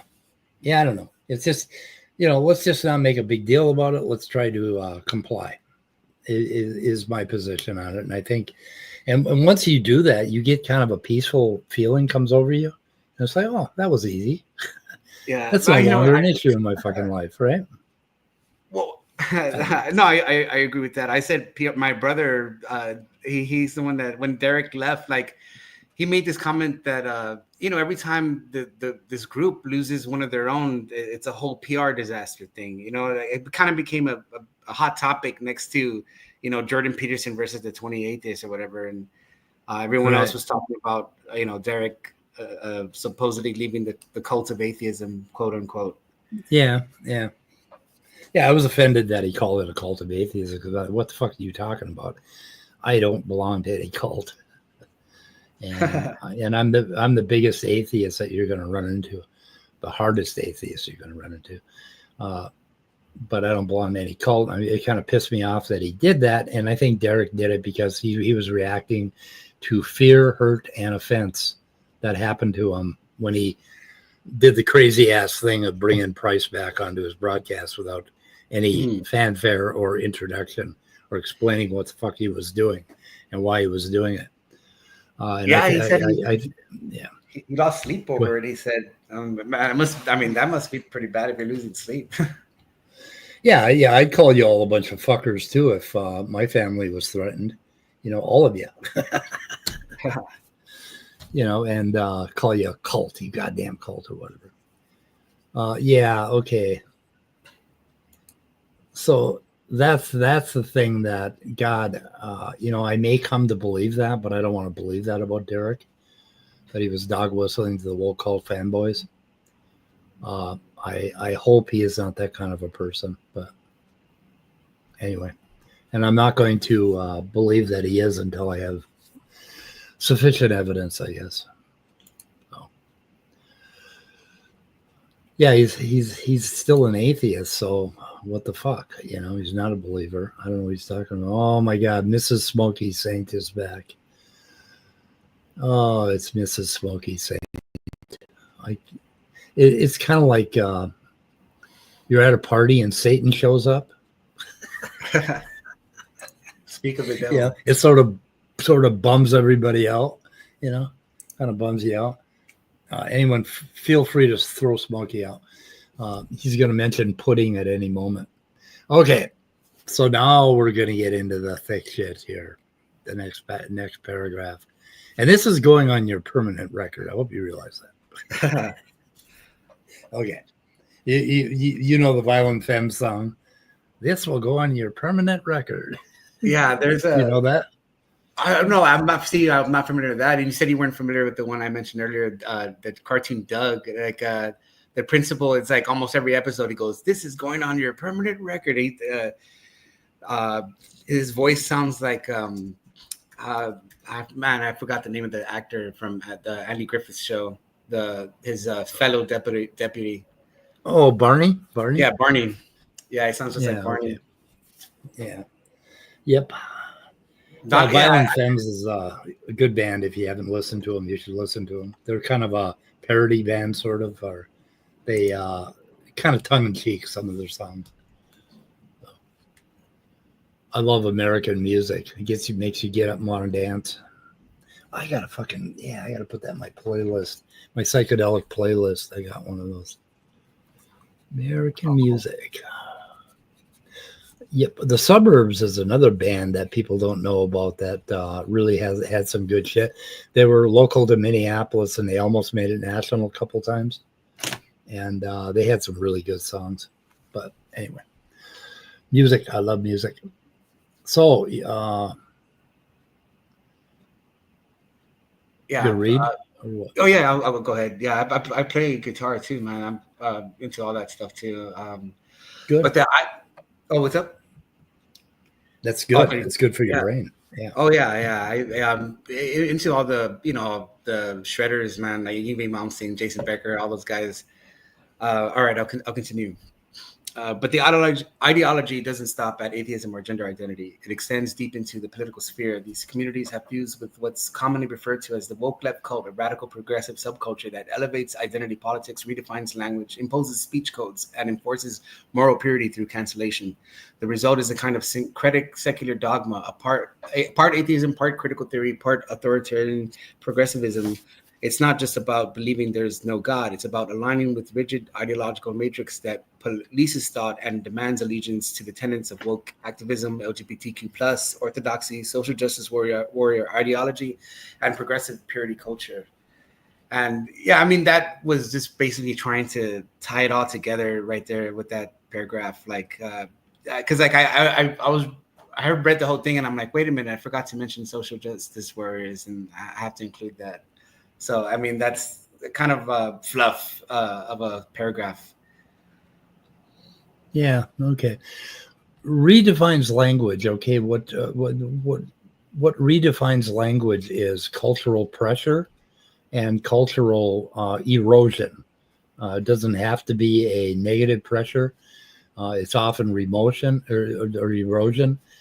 You're going through a process of modifying the language, and basically it is driven by people who are emotionally powerful and charged, and they're going to damn you and judge you, and that gets us to cancel culture, which is like, who has the power to cancel anybody around here other than the police? So, like, when you feel canceled, what you're reacting to is you got a bunch of people that are really pissed off at you, and they're calling you an asshole, and they're judging you, and they're shaming you, and all of that stuff. So that's how they're canceling you. And people basically have the right to do that. So, I mean, when you say cancel, what do you mean by canceled? How do you get canceled? Have you ever been canceled? I was referring to Derek's, like, he said that he would get a lot of like threats and emails and you know, people unsubscribing because he was promoting price, and you know, and so like I guess that, like, if you're gonna lose like your subscribers because, you know, they're treating it like this, you know, this, what this paragraph is trying to say, like you're part of this group that it's what the cult says and what stays and what goes, and if you don't align with it, then you're out, you know, like that was the kind of thing I was going for there. Yeah, it's people that have decided they don't want to play with you because they don't like your views, you know, and it's like, Yeah. you know, and everybody has the right to do that. They don't have the right to hurt you, to do violence on you. They don't have the right to dox you or invade your privacy, and some of the things that they try to do with Derek, I think, or at least he said they did. And that's where we got to draw the line. But I don't think there's any group that's trying to cancel you. That, well, they're trying to just cut you out, basically trying to fight back and hurt you, and that's how people change. I mean, that's kind of the churn of a social system, right? There's going to be taboos, and there are going to be people that get judged over those taboos, and that kind of just rolls along. And I don't think now. There is a thing that all the atheists I hang out with, or most of them, are liberal. Not all of them. So we have this liberal idea, and I'm sliding more and more to the left the older I get. And I would what is it here? Identity politics. That's something that I am not an expert on, but I'm all for looking into it, and I'm all for academia, basically teaching identity politics and looking into this whole thing with how we judge other people. And that's what this whole show is about, because you've got a document here where you're judging atheists based on whatever you believe about atheists, right? So you're giving us this identity, and I think that's what identity politics is about. Though it, falls more along the line of race, right? I think. I'm not entirely sure, but anyway, that's what you're doing here. You're judging, and you're, in a sense, you're trying to cancel atheists, the atheist cult, right? By doing this whole document. So aren't you doing the same thing?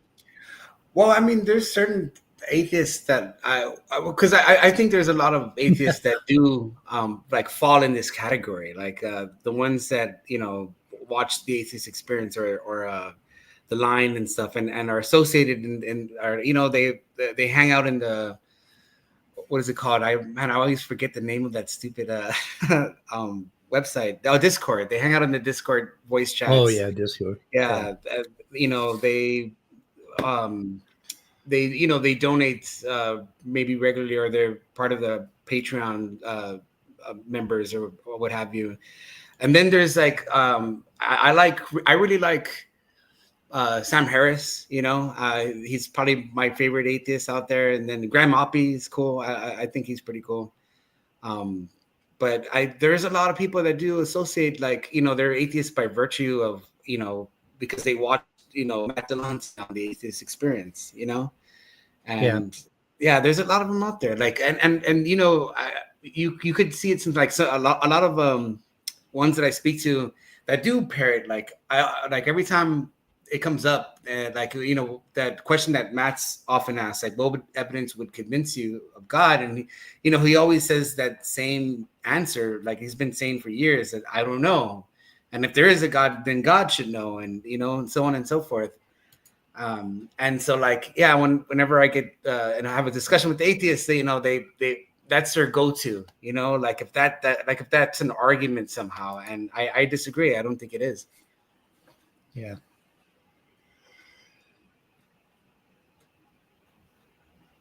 Oh shit! I lost my train of thought entirely. I ended up I saw Mrs. Smoky Saint and they freaked me out, so I lost my train of thought.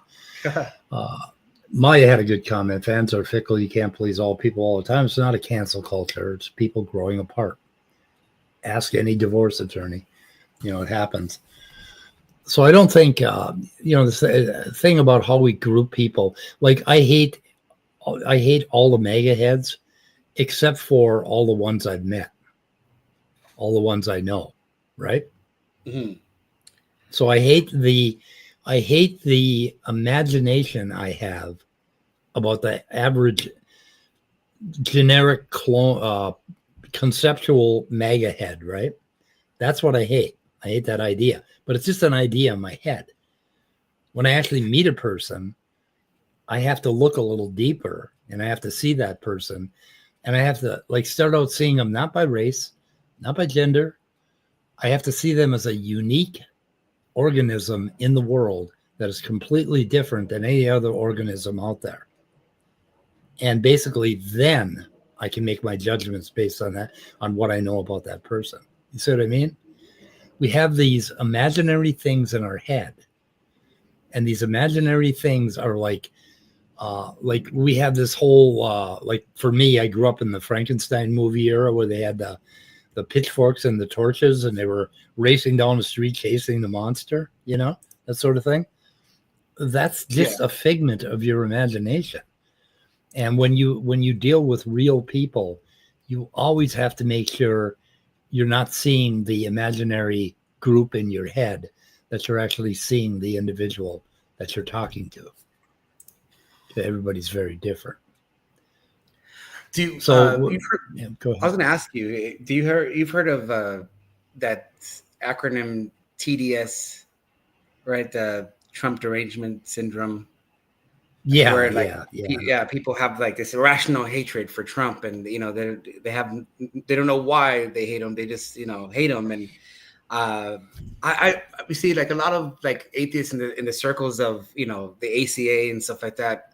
That I feel like they have like the same kind of like hatred towards Jordan Peterson. I don't know how. I know you probably he's not up there on your list, or maybe you dislike him as well. But you know, I feel like there's a lot of I would say PDS for Peterson from ACA, you know, hangouts and stuff like that. I don't know if you've noticed that, but I mean, I don't mind them. I don't mind Trump either. You know, they don't really get on my. They don't get on my nerves at all. You know, I'm phased by those guys. When I listen to Trump, I want to retch. I dislike the man in every which way. I mean, I don't like him. If Vance was in there and Vance was doing exactly the same things as Trump, I wouldn't want to throw up all the time.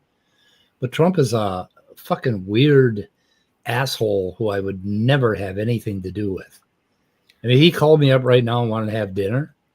I guess it'd be good for my channel, so I may have to say yes, but I think I would probably say no. Like, I don't want to hang out with you. I don't want you to touch me. I don't want you near me. I just think he's an icky person, the way he talks. I mean, like, what the fuck? I mean, like, God, Republicans and conservatives, find a better fucking person to fucking represent you. I mean, God, there's a lot of Republicans out there that could have done a lot better job than this asshole. It's like, so yeah, I guess I have Trump derangement syndrome. Well, would you say that you would prefer Kamala's cackle over Trump's voice? Oh yeah, because man, I couldn't stand her, man. I hate. Oh yeah, yeah. That. Maybe how much of that is the KDS? How much of that is the ideology driving us, rather than, because, I mean, yeah, her laugh was abrupt, and there's somebody else, Tucker Carlson. When he laughs, it's just like, okay, stop it, dude, stop doing that. Yeah. I mean, Donald Trump Jr., he's got a fucking cackle that he gets into that makes you think he's absolutely demented and on crack. So, I mean, there are some people's laughs that I don't like, but I mean, I can listen to them because it doesn't bother me. But when Trump's up there going, he fucking trails off and he tries to make up words, or he's talking about, or he's doing his YMCA dance. It's like, I don't want to see that shit on my TV. I don't want that stuff in my life every day, and I got to put up with it for 4 fucking years. You've cursed me with that. I mean, that alone makes me hate MAGA. That I have to listen to that asshole for 4 years. I just don't like it, his personality. Not somebody I'd hang out with ever. I mean, I don't know. I'm glad we got away from Kamala. You saw that video where she's like talking about the cloud, how it's up there in the sky as though there's like some floating server. Like I mean, I don't know. Maybe she's just technologically naive. Who knows? But I don't know. I thought that was pretty dumb. Yeah, I think I saw that. I'm not sure what to think about it, but I don't know. Yeah. Yeah. Did anybody have a problem with her laugh before? Because we didn't see a lot of her. But I thought she would have been really useful right now with these tariffs. I know somebody who works for a very big retail chain, nearly billions of dollars for this retail chain, right? And they raised the price of things 50 to 70% even before they had to pay the tariffs. And Kamala had this idea that she was going to stop that shit, that price gouging that's going on right now. Before the tariffs are even paid, they're going to start charging you 50% more for everything.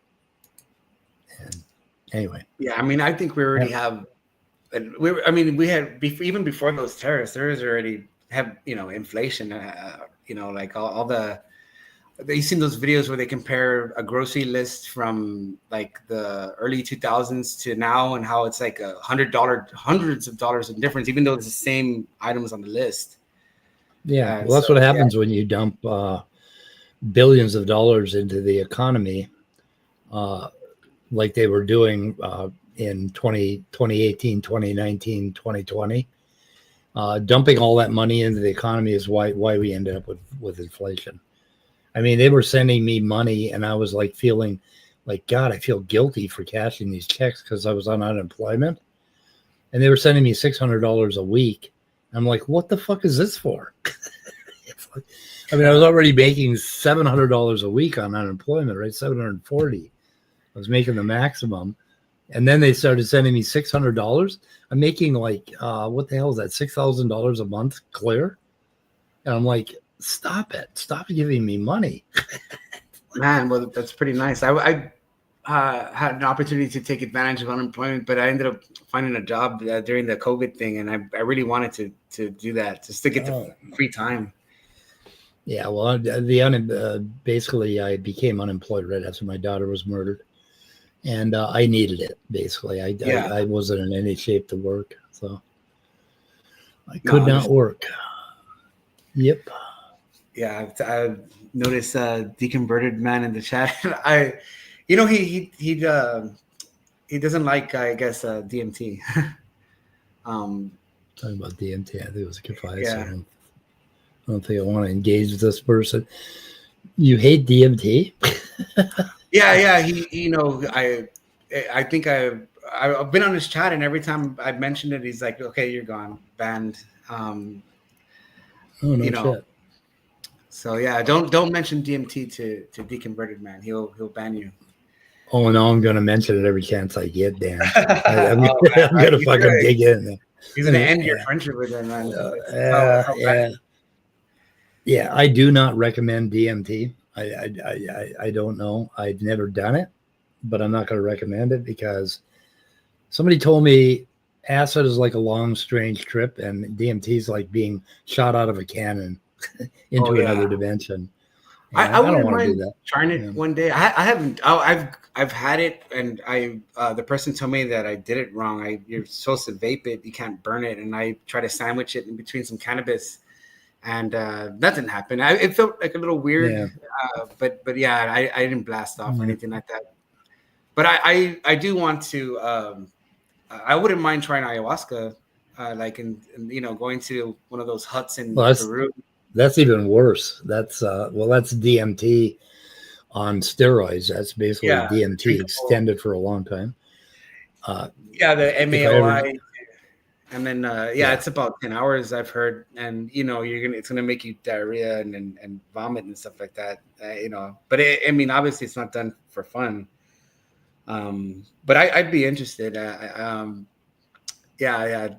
DMT, I wouldn't recommend it either, in the sense that, like, if you're really trying to understand the psychedelic experience, then I've noticed that of people who've had DMT and that's all they've had, like, the experience, even though it can feel like an eternity within that 5 minutes, it's still, I would imagine that it's still kind of fast, because they kind of come out of it like not really knowing what to make of it. And I think, like, if you really want to, like, sit there and understand it, like, you're probably, it'd be better to go with mushrooms, because you can actually, I think it's a good enough duration to examine it. And mushrooms you can enter into in low doses to figure out until you get your trip feed on, and that'll help you. So mushrooms is an easy introduction. I've heard that. I talked to somebody about DMT yesterday, and they told me that no, it's not like that. That it's an eternity. They said it feels like 15 minutes, but it is really weird. For 15 minutes, you're really. You might like this, since it's just an experiment that might be worth considering trying. People talk about a laser, like putting like a laser alongside either a wall, or having a kind of smoked room so you can witness the laser, or just putting it against the wall so that way you can see the beam run across. And so people have said that when you take mushrooms and then you look into the beam, that you could see like kind of like matrix code, like inside the beam. And great. I don't know if you've heard that, but I'd be I want to try that. That sounds interesting. On some, every mushroom trip I take, the visuals are different. There's always different ones. And the matrix one is something that happens quite often, and I've learned how to fuzz my vision to the point, unfocus my eyes a little bit, and play with the visions, and bring them in, bring them out, modify them, switch them around. But oddly enough, it seems like every trip has its own particular kind of visual theme that pops up, and I really wonder what the hell that's about. It's really odd. It's like, I think once you get into a certain pattern, once you get in a certain kind of pareidolia, your brain can't let it go. It'll keep going down those channels, so you end up with a particular kind of vision or whatever.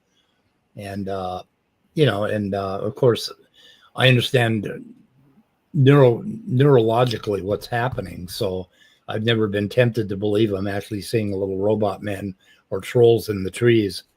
I love trolls in the trees. I got this one like I look over this valley down about maybe 300 feet, and about down elevation is probably about 80 feet.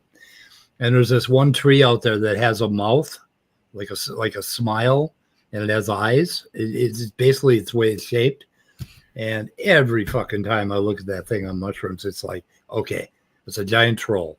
And then it comes forward and it like sits right in front of me, even though it's like 300 feet away. Just awesome. You can play with it. I don't know.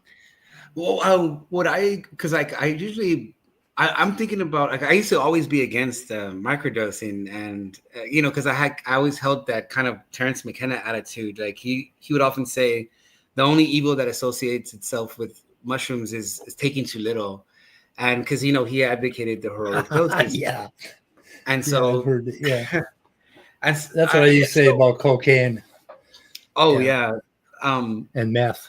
Yeah. Well, the thing is, like, so whenever I would do it, I usually would reserve it for like an annual event. Like I would only do it once a year because I would go high. I would like, I think I started off with Terence McKenna's 5 dried grams, and then the next following year I would raise it to like 8 dried grams. Then I'd go to 10, and then the highest I went to is 15. And what I've noticed, at least in my experience, as what's common for me is Julia set fractals. Like that's the closest I could like point to of a pattern that I could, that has a name that I could point to, and it's like so I have taken lower doses, throughout my life, but a majority of my experiences have been heroic doses. And what I've noticed is that like you kind of like run through all the dose ranges if you take a high dose. So like within the first hour, you see what it takes, like what 1 or 2 grams looks like, and wait a little longer than you're seeing with 3 or 4 grams. But now when you get to the height of whatever 10 grams that you ate, it's almost as though there's like these fractal Julia set patterns, and they coalesce and they get more powerful as the time goes by, and especially if you're taking a high dose, and it gets to the point where everything in every direction becomes the fractal, like iridescent morphing fractals. And even so, at a certain point, it doesn't matter whether your eyes are open or closed, because like now you're at a point where you can't distinguish yourself from anything else. It's all become this one thing. And I mean, that's usually what I shoot for when I do it.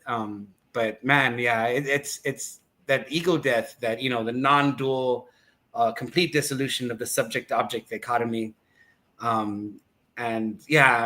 every time I've done it, it's always like it does feel like some kind of psychological death. Like you're not gonna be here for a while. Maybe that's why they call it the trip. And so every time I go into it, man, I'm really afraid of it happening. But that's essentially what I want to happen when it does. And if it doesn't happen, I consider it a failure. Like, that maybe the mushrooms weren't potent enough, or, I'll try again, next year. I'm like, oh well. Yeah. Yeah. Well, as far as spiritual experiences, I have them maybe every 3rd trip, and only on higher doses. And they're very fickle. They decide when they're going to happen. You're not in charge of what happens when you take the mushrooms at all. So I've got a therapist that works with me, and he always tells me to form an intent and work on this particular thing. And then I do the mushrooms, and the mushrooms laugh at me and say, nope, we're not doing that tonight. We're doing this. Anyway, Robin says, your guest seems like he may be a much nicer guy than his positions would imply. Maybe if he applied empathy and took a real hard look at his grievances, he might see where you're coming from. And I believe that's true, Kafei. I've known you for quite a few years now, and I think you're a really good guy. You're a real gentle spirit. And I appreciate it, man. But I disagree with you. I know, on that ultimate thing, man. And not just that. And maybe I haven't been articulate enough to, describe, why I see it essentially that way. I don't know if you've read, there's another professional out of Johns Hopkins. God, what's his name? I have his book. Hold on, let me grab it real quick.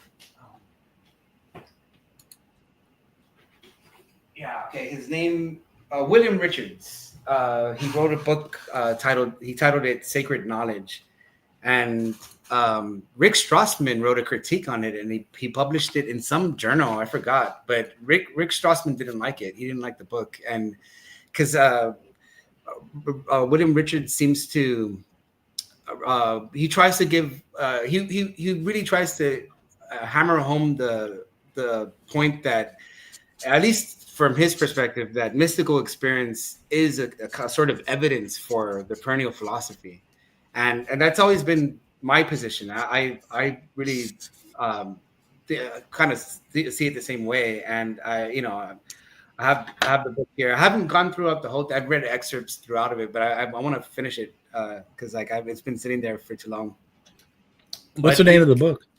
Sacred Knowledge, Psychedelics and Sacred Knowledge.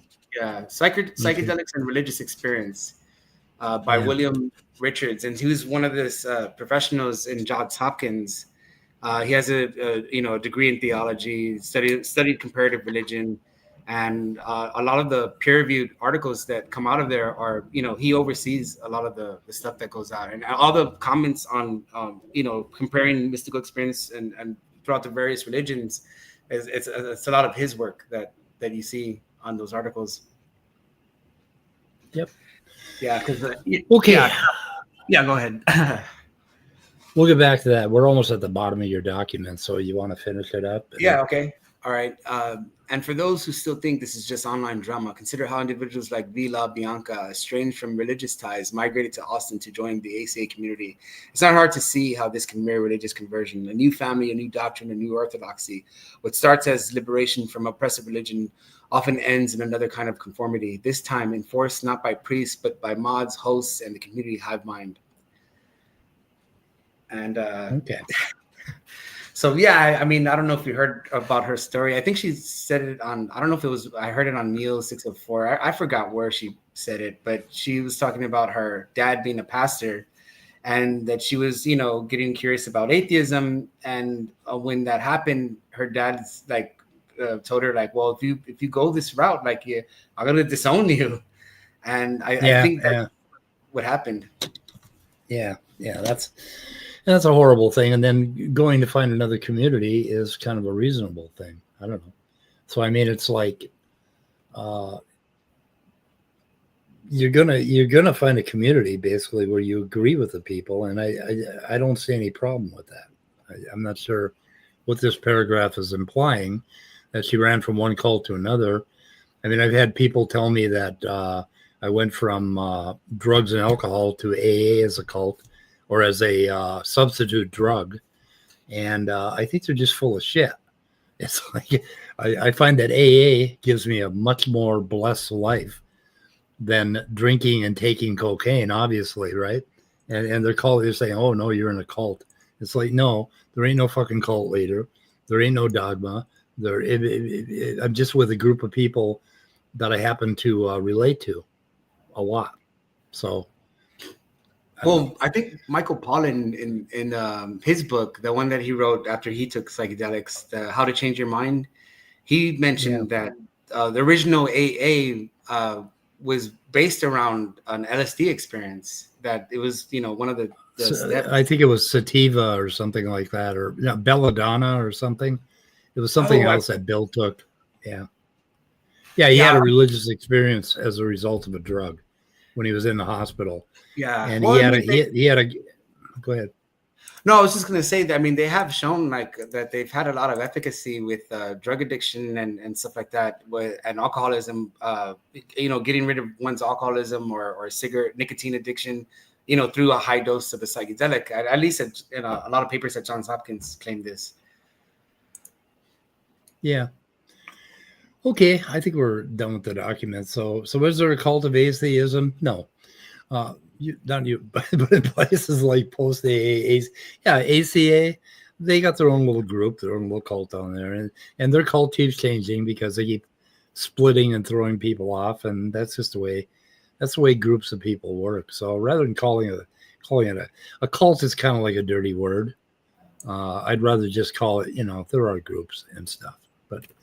But anyway, okay, so let's talk about AA instead. something useful. So Bill Wilson had I'm showing all my icons. You know what I'm studying, embryology. Okay, so this it's not showing the top of my screen. Gotta pop it down a little bit. I don't know what I gotta do. Yeah, there we go. Okay, we can get rid of all this. Done with that. So Bill Wilson had this Ebby come and see him when he was shit-faced drunk, and he was falling down, and he'd lost everything. He lost his finances. He was living in a crap apartment, and he was at the bottom of his, just at the bottom. And this Ebby came and told him about the spiritual experience he had when he accepted Jesus and God. And Bill Wilson listened to him and was very, very impressed with the experience. And so he was talking about an SA or SE, spiritual experience, right? And then Bill Wilson got thrown into detox, and they gave him belladonna to try to. I'm not sure what the reason was, and he had a spiritual experience as a result of it. So it becomes stuck in Wilson's mind that with modern technology and medicine, that there could be a pill to relieve his alcoholism, that someday we'll have a medical treatment to relieve it. And then in the 60s, Wilson got into a group in California and did LSD about more than a half dozen times. Anyway, he had LSD trips, and he became more and then he wasn't allowed to talk about it in the AA group, because most AA groups are going to react very negatively to psychedelics. And now we're finding out that, well, you take psychedelics and you can change your mind.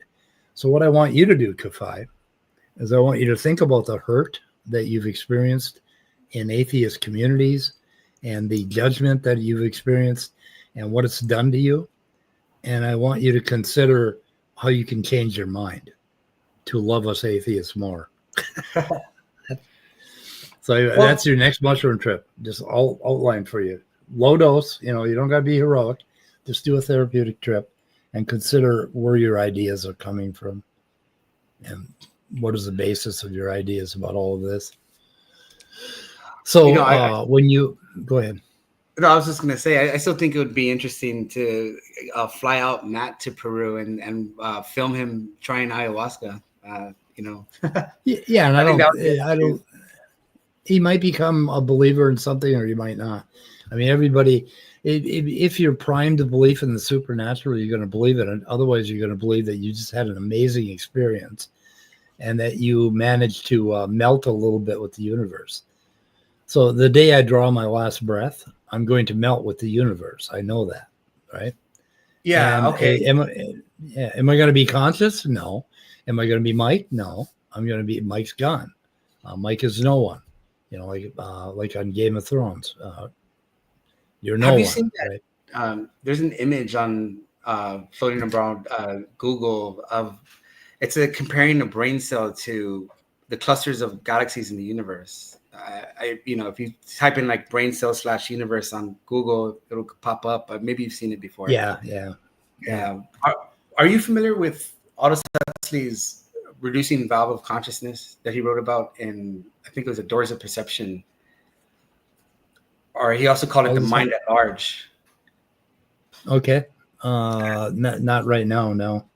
Well, I mean, it's basically that your mind right now is filtering out reality, and when you have a mystical experience, it removes these filters, and so you have this kind of higher bandwidth of this experiencing reality. And so you kind of said it earlier when you said melting with the universe, and I think that's kind of like the perception that is involved with taking psychedelics. So like it's not like people that have spiritual experiences are referring to some type of spiritual realm and this like Mortal Kombat, like a different realm of reality. I think it essentially is reality, but experienced all at once. Like where all time and past and future collapse into the moment. So it's like this kind of higher bandwidth of reality. would probably be a better way to put it. But I think that's why people have such a hard time trying to describe it, because like tense time, usually, we refer to these things like this happened yesterday, this is going to happen tomorrow. We don't really have a language to refer to this experience, or it kind of feels like all time happening simultaneously. And yeah, so I mean, I've heard people try to, they come up with terms like, it felt as though I could perceive the fourth dimension, or hyper reality, or hyper dimensional. But yeah, I don't know if you, I know you said you've gone pretty high. I was curious, like, if you ever taken more than the recommended 5 dose that 5 dried grams that Terrence McKenna talks about. Quite a bit higher than that, yeah. But my really extreme psychedelic experiences have been with LSD, and that's in the 1,300 to 2,200 range micrograms. So, which is an extremely high dose. I mean, 100 micrograms is a trip. 200 or 300 micrograms is a hell of a trip, and 1,300 micrograms is something that pretty hard to explain. I mean, there are a few things that happened to me that I can explain, but anyway, I want to get like when I first started doing I started learning about LSD when I was in 7th grade, when I was 13 years old, and it was a result of some shows on TV and a bunch of other bullshit, and an article, I think, in Times. And me and my friends started studying psychedelics, and we got into Alan Watts. And then when we were 19, LSD actually came to the Iron Range in Minnesota, and we were able to go ahead and take it. And the first thing I noticed is that I started working with sensory experience. And excuse me a minute here.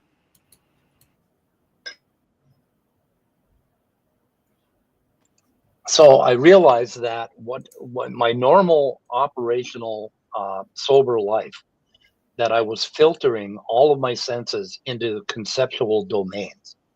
Like when I looked at a table, it looked flat to me and it looked like a table.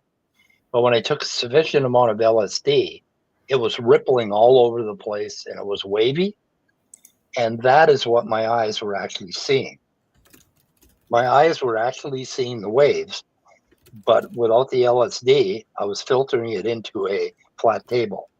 There's no way in hell that your eyeballs can receive information that will look like a flat table.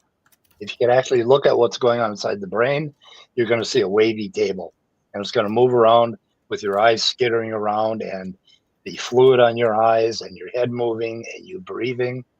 And it's all going to be basically, but it gets filtered into these concepts, right? And so what we have here is this, got the wrong color. We've got the default mode network, right? Oh, shit. Still doing it. Come on, guy. Okay, we have the DMN, basically, default mode network, which is where we spend most of our days. And it's sort of like this core area in your brain that basically puts you in space and time and gives you an identity and gives you who you are and all of that stuff, right? And that's a network where we're normally idling. We're normally operating that way.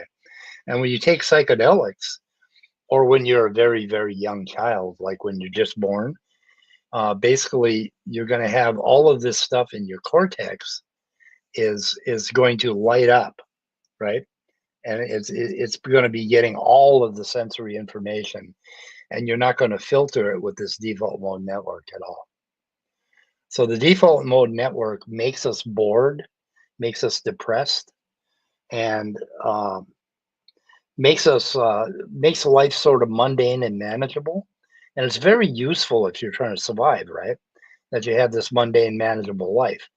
But then after you've taken care of all the things you need to survive, you're going to start to get bored, and you're going to get angst, and you're going to get depressed because you have no more wood to chop. You have no more food to hunt.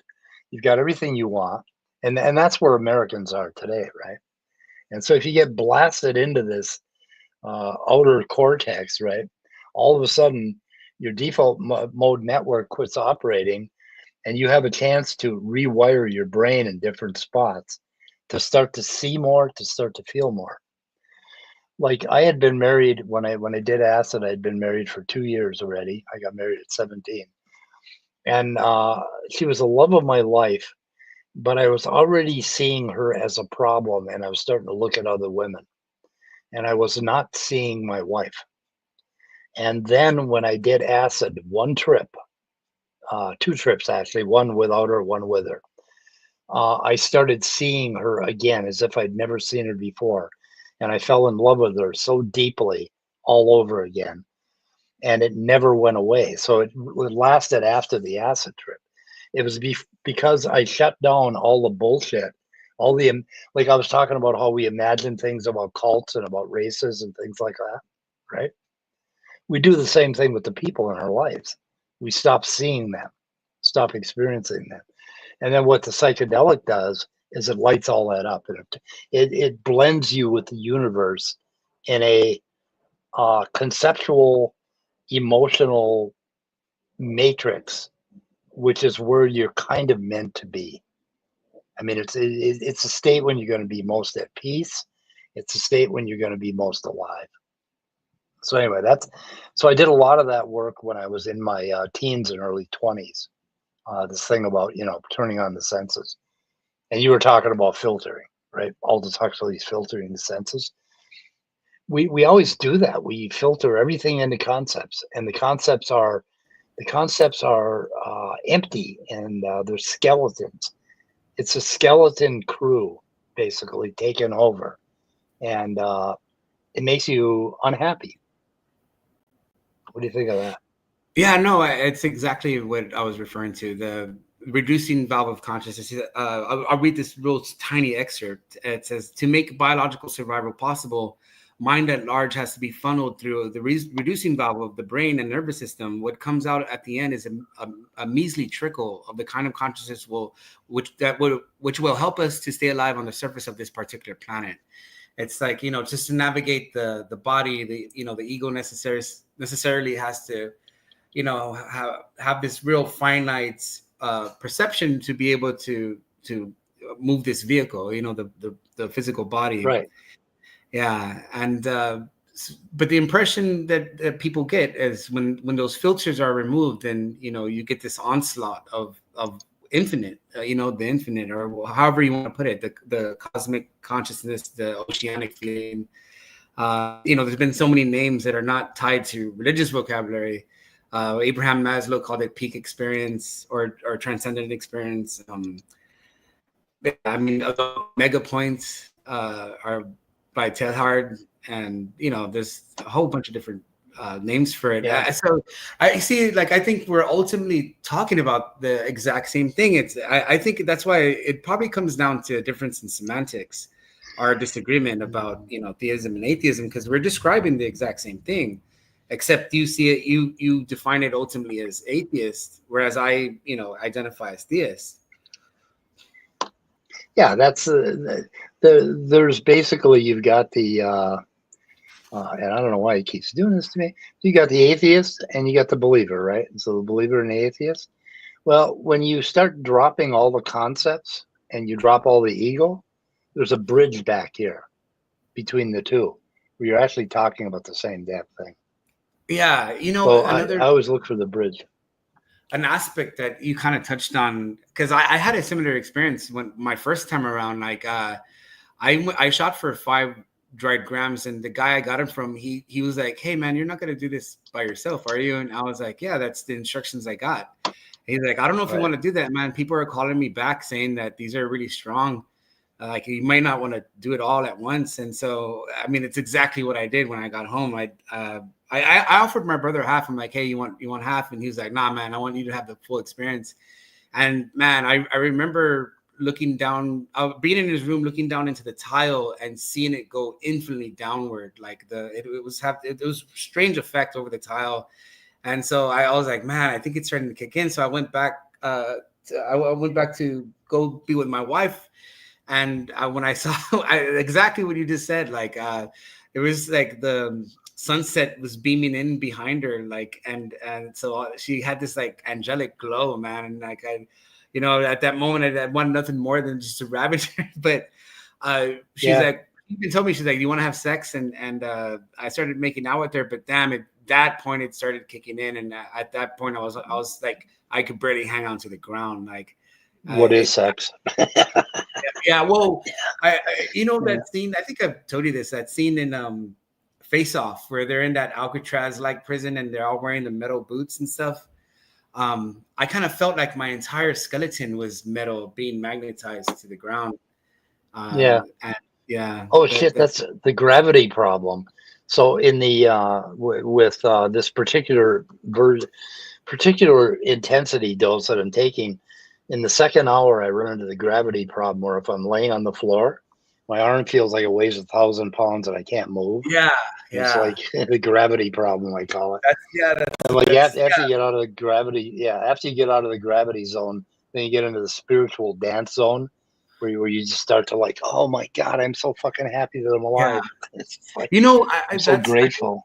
It's a good sign that you took a high dose right there, if that happens. Because like I've heard other people talk about like their trip and stuff, and like on like a lesser doses, like maybe 3 grams. Like I remember my friend Steven, it's Quillis, like he told me that he went downtown and he felt like like his legs turned into like accordions, like every time he walked, like springing. And I see, because like that, you see how it didn't take him all the way to the ground because he didn't take that high of a dose. But if he had, it would have nailed him to the ground. Nailed him to the ground. Yeah. So. Yeah. Oh yeah. That's a. Go ahead. Yeah. Do you mind if I let other people in? No, that's fine. I was going to ask you one more thing though about your experience, because like you kind of brushed on it, but there's another important aspect I think to it, and like they're at the height of these experiences. Another thing that's always there, at least in my experience, is this feeling of this unconditional love, like infinite unconditional love. Like it doesn't matter. Like someone could like. Could have murdered someone close dear to me, or raped someone like my daughter or something like that, and then somehow in some way that moment I would be able to forgive them, and but so yeah, I mean Christians call it agape, and you see like okay, there's a woman, her name Michael Pollan mentions her in his book, and she was in one of these studies. I don't think it was at Johns Hopkins, I think it was another university, but she was an atheist, and she said that at the height of the experience, she described it as being bathed in God's love. But you see how she had to reach for like a religious vocabulary, despite her atheism, to describe that. And so that's why I really think it comes down to semantics, and when our differences there, when it comes to atheism and theism. Yeah, that feeling of gratitude is unbelievable, and the word gratitude just doesn't do it justice at all, because you're not grateful for anything other than just being, just raw being, right? The fact that there's something at all, and it's just an unbelievable. Like that all happened to me when I was 15, before I did any drugs at all, and I had that 3-day experience where I was launched into that world of just unbelievable perfection and gratitude. Yeah. And it happened as a result. Yeah. Go ahead. I'm glad you mentioned that, because they're kind of mentioning it's going on in the chat where I think perfection came up, and then James Apperson with the 1 year on screen with the all-knowingness. So this is another aspect that I wanted to address, is that there was another aspect of the experience where it almost felt like all mystery was dissolving, that that I was entering into some kind of mode of consciousness that was omniscient, like an all-knowingness, and where you knew everything, right? And it felt like a really, really bad trip, I didn't like, like if you could know everything, you ultimately wouldn't want to, because then there would be no point to anything. Like I wouldn't be able to. There would be no point for me to speak to you, because you're gonna know everything I'm gonna say. No point to listen to watch a movie. You already know how it ends, and And so like, man, this was my first experience, and I thought if I resided in that state of mind that I did not want to, like, it drove me to suicidal thoughts. Like I was like, man, if I can't leave this, I'm gonna have to kill myself, because like I wanted it to end that badly. I'm like, I need to get out of here. And luckily, the drug wore off, and I was able to sit up and tell myself, okay, I'm gonna be okay. And then that's the gratitude thing, like, kissing the ground to be back, and like, oh my God, like never again. But like, yeah, it was a bad experience, but man, I found them so interesting ever afterwards that like I always try to revisit it. And even though I know that there's a possibility of that happening again, you can always climb back into your skin and play the game of being Kafei again, right? Yeah, you can always climb back into your skin, and that's what Ellen Watts was trying to emphasize when he wrote Beyond Theology. It's basically about, like, Christianity is just adopting this crazy ass belief where you have a devil and you have God, and they're fighting with you. There's this evil and good, and basically they're just like ripping you apart, and you're playing the ultimate game, is what he called Christianity. And then at some moment you give yourself over to Jesus, and all of a sudden you realize that none of it matters, and you completely give it up, and then you're forgiven. And that's what's meant by the myths of Christianity. That's the true meaning of it. When you completely give yourself over, and you quit fighting everything, then suddenly you're back in yourself, and you're fine. All your questions have been answered for the moment. And then, of course, you're going to live your life, and you're going to get all confused again, and you got to take some more dope. Yeah, no, anyway. There's a criticism of New Agers, like equating, or having that interpretation of Christianity where the resurrection is not a literal like resuscitation of someone coming back from the dead, but rather like it's a metaphor for the spirit coming back into man, like the spiritual resurrection. It's like essentially the mystical experience of Christ, or Christ consciousness. And yeah. So yeah, I mean, I realize, like, no, go ahead.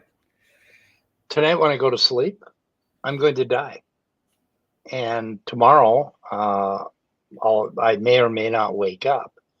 And if I do wake up, I'll be an entirely different person, and I'm that every day. And now I've lived long enough like that it's really a kind of it really helps you deal with the whole mortality thing, because it doesn't matter if you wake up or if some child somewhere wakes up and plays with his toys, right? I mean, it doesn't matter. There are always children out there, and if there aren't children, they're going to be raccoons, biting and fighting with each other when they're little pups. And there's always going to be this joy. And even when all that goes away, there's still going to be stardust. And it's like you get this complete acceptance of everything, of the whole rhythm of it, right? And that's how I dealt with the death of my daughter. And I realized, and I came to accept everything fully. And in doing that, she was allowed back in my life, even though she's not alive anymore. And I was using my grief to separate her from me. Basically, my grief was separating me, and I had to solve that problem. And when I brought it back in, I'm just fine with all of this, right?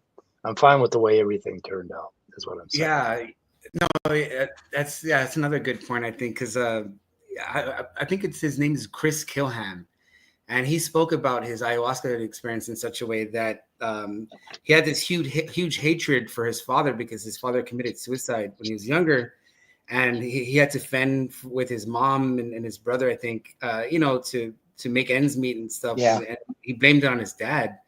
And when he had that experience, he said he saw his father inside the vision, and he was able to accept everything that was him, like all his faults, and and he was able to forgive him and love him and send him off. And and it was like a real interesting vision that he had. He was at the rosary, and it was like an open casket, and he was able to forgive him ever afterwards. And he said his life got a lot better after that. He met a girl, became his wife, and things started to pick up in his life. But yeah, that was cool. Yeah, go for it. I had that unique experience with my father when he was dying of cancer. He couldn't drink anymore. And he and I became friends when I was 30 and he was 62. And he passed away shortly after that. But I got to know him. And he asked me at one point, he said, I did the right thing with you, right? I raised you okay. And I'm like, no, you fucking didn't. You were an asshole alcoholic and you made my life miserable. But I lied to him and said, no, you did the right thing, Dad, because at that point I realized my dad was not a monster. My dad did things based on what he thought and felt was right? And he was a good man when he was sober. And all the things that he did were just him getting a little bit lost. And I forgave him completely. And in the process of forgiving him, I was able to raise my sons very differently than he raised me. And so you almost have to, you need this concept of forgiveness, right? Like it's cathartic. Cathartic. I was going to add that term too. The forgiveness, catharsis. Yeah, forgiving is an unbelievable, and it's something that changes you. And resentment is, as they say in AA, it's a poison you drink yourself, hoping it'll kill the other person. That's what resentment is. Yeah. So if you resent anybody, so analogy, it's a good analogy. God, I had a weird conversation with the sister of the man that murdered my daughter, and they had not buried him, and it was 2 years, and they still had not buried the man, or not. They had not had a memorial for him of any kind. I think they just cremated him and got rid of him. But and she was because they said they couldn't forgive him, and I had to tell her how to forgive her brother, who happened to be the killer of my daughter. And she was a little bit shocked. She was a little bit shocked by that conversation. But anyway, Ray he had the good sense to kill himself shortly after he killed my daughter. So that's made it a little easier to forgive him. If he was still alive, it would have been a tougher job. Yeah. Yeah. Like, thank you, Ray. Anyway. Yeah, weird stuff. Weird stuff happens in life. Your life, like at 74 years old, holy shit, there are so many hills and valleys looking back over my life. And it is immense. I mean, my life is just immense. And it's all coming back to me and turning around. And it's just really cool. So kind of wonderful to look back from this standpoint. Yeah, I another image I like since you drew that brain there, the one out of Johns Hopkins where they compare the brain activity, and it's represented by a graph. You've probably seen it. And oh shit, what does it keeps doing that to me? What do you call it? Where the connections are? All the connections? Yeah, that one. Yeah. And it shows ordinary. Oh no! Yeah, your cortex is. Go ahead. Your cortex is made of columns that kind of look like this, and they're massively interconnected at layer one, basically. And those are all serotonin receptors, basically. And when you plug them up, and they all turn on at once, your whole fucking brain lights up. The visual cortex even lights up even brighter than anything else. That's why you end up with the visuals when you close your eyes and all that stuff. But I mean, it's oh shit, I lost my train of thought. But yeah, it's all interconnected, and you get all of these cross connections, and you start to hear sound, and you smell color, and just all of this stuff's amazing. Yeah. It's pretty cool. There's also a reduction in the DMN, or the default mode network. There's a reduction of activity there, but an overall there's I guess in the cortical areas of the brain there's a higher activity than you would have in an ordinary state of consciousness. And that's what those two images are comparing, like ordinary consciousness versus like the height of a psilocybin trip. And Let's see. Brain on psychedelics. I wonder if I can find that picture. Let's see. Oh, I sent you a link in the private chat of a page that has it. Let's see. Saturday brain activity. Okay. Oh my God, you got a lot of links in the private chat. Yeah, I've been sending them away. Jesus. I'm going to have to hang on a second. I'm going to click on all these links. Does Jordan Peterson know what the fuck a mystical experience is? I really doubt it. Supposedly, he took time to try, according to him, 7 dried grams of mushrooms. Okay, so maybe he does know. And he was also good friends with Roland Griffiths. The original leading neuroscientist at Johns Hopkins, and he died in 2016. But no, it wasn't 2016. I'm sorry, he died actually pretty recently. I think like in 2022. Yeah, Roland Griffiths was amazing in what he did in the last years of his life. He really applied all these principles, basically. Yeah, here's a regular brain, and then here's your brain on drugs. Yeah, man, that's a huge difference there. Like, oh my God. Yeah, it feels like it. It's like I don't know, and it's like oh fuck, you got to be careful. Not everybody's going to have a good experience with this stuff, and but if anybody wants, I put it in the wrong chat. If anybody wants to enter into that world, talk to somebody who's got some experience, and use your common sense, because there be dragons. There be dragons. For some people. My brother's girlfriend had a bad trip, real similar to the one I spoke about earlier, and my brother had to restrain her physically because she was trying to get one of his weights and slam it on her head. To like I said, you have these like suicidal thoughts, like, and so it could go really astray. Like you don't want to be in a room with a lot of sharp objects or a gun nearby, because like once you get that idea in your head, like there's probably no stopping you at that point. Yeah, I always have a gun around, and I used to hide it from myself, but now I don't, because I know I'm going to have a suicidal thought or two along the way. But I also know myself, and I know that that's not going to happen. So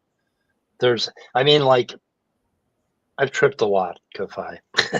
I've really tripped a lot. Well, that's cool, man. I mean, I've always trying to, I remember when I was trying to convince you to do it. I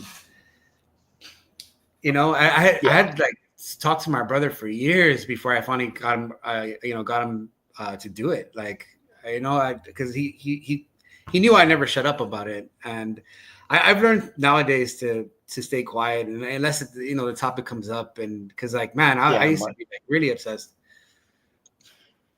My sons won't have anything to do with it, but I spent about 2 years, because I was a sober alcoholic, and I spent about 2 years talking to my sponsor and thinking about it, researching it, and deciding what to do.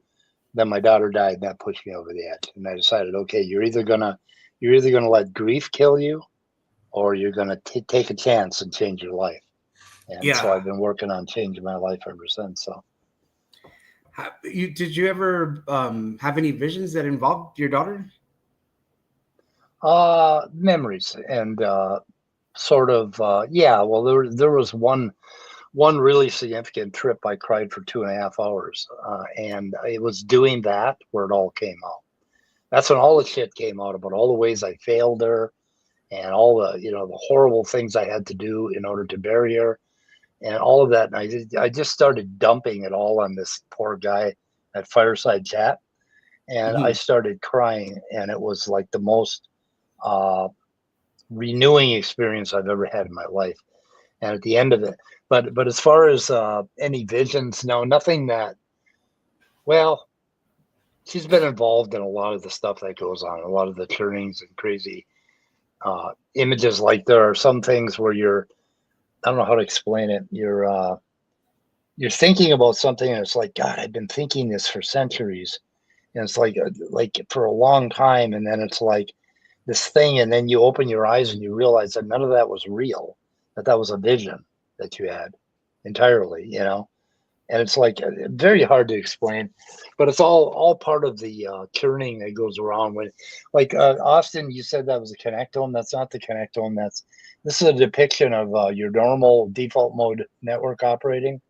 And over here on the right is when you take psychedelics, you end up with that much more interconnection going on. But like one thing that who's that asshole? Not Hernandez, but I keep forgetting his name. But he thinks the whole world is consciousness. Anyway, he talks about he is promoting this myth that your brain is less active on psychedelics. No, it's not. It's less active in certain areas and more active in other areas. So anyway, that's what this illustration is. So. Yeah, you might laugh at this one, man. My first time around, I saw Bill Hicks inside the trip, and he had said, no. he said he was like on stage, like when he did stand up, and he said, "Does anyone get the impression the walls are breathing?"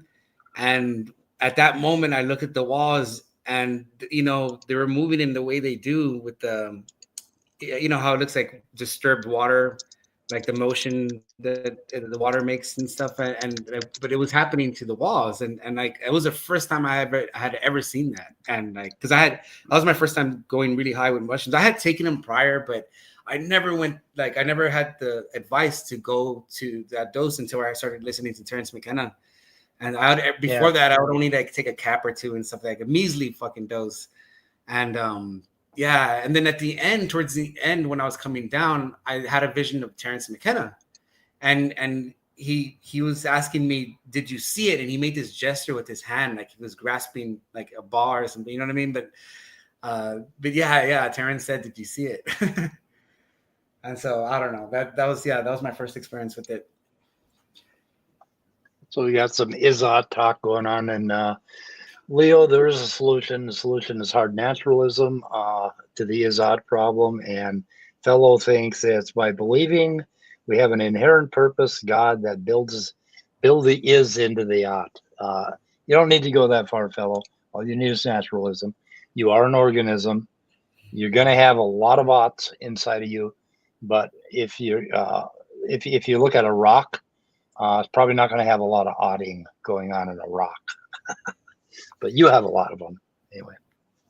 Yeah, that's one of favorite topics is, muck around with that Izzat thing, because I called into, I forgot what it was. It wasn't David's Experience. It was a different show, but I think it was like Shannon. I think it was a non sequitur, and Shannon was the guest, and that other guy, man, I forgot his name, the one that screwed over Steve McRae. Anyway, I called in to, they were discussing like morality, and I was trying to say that there's an interpretation in Christianity of original sin, and they wanted theist scholars to call in about the topic of original sin.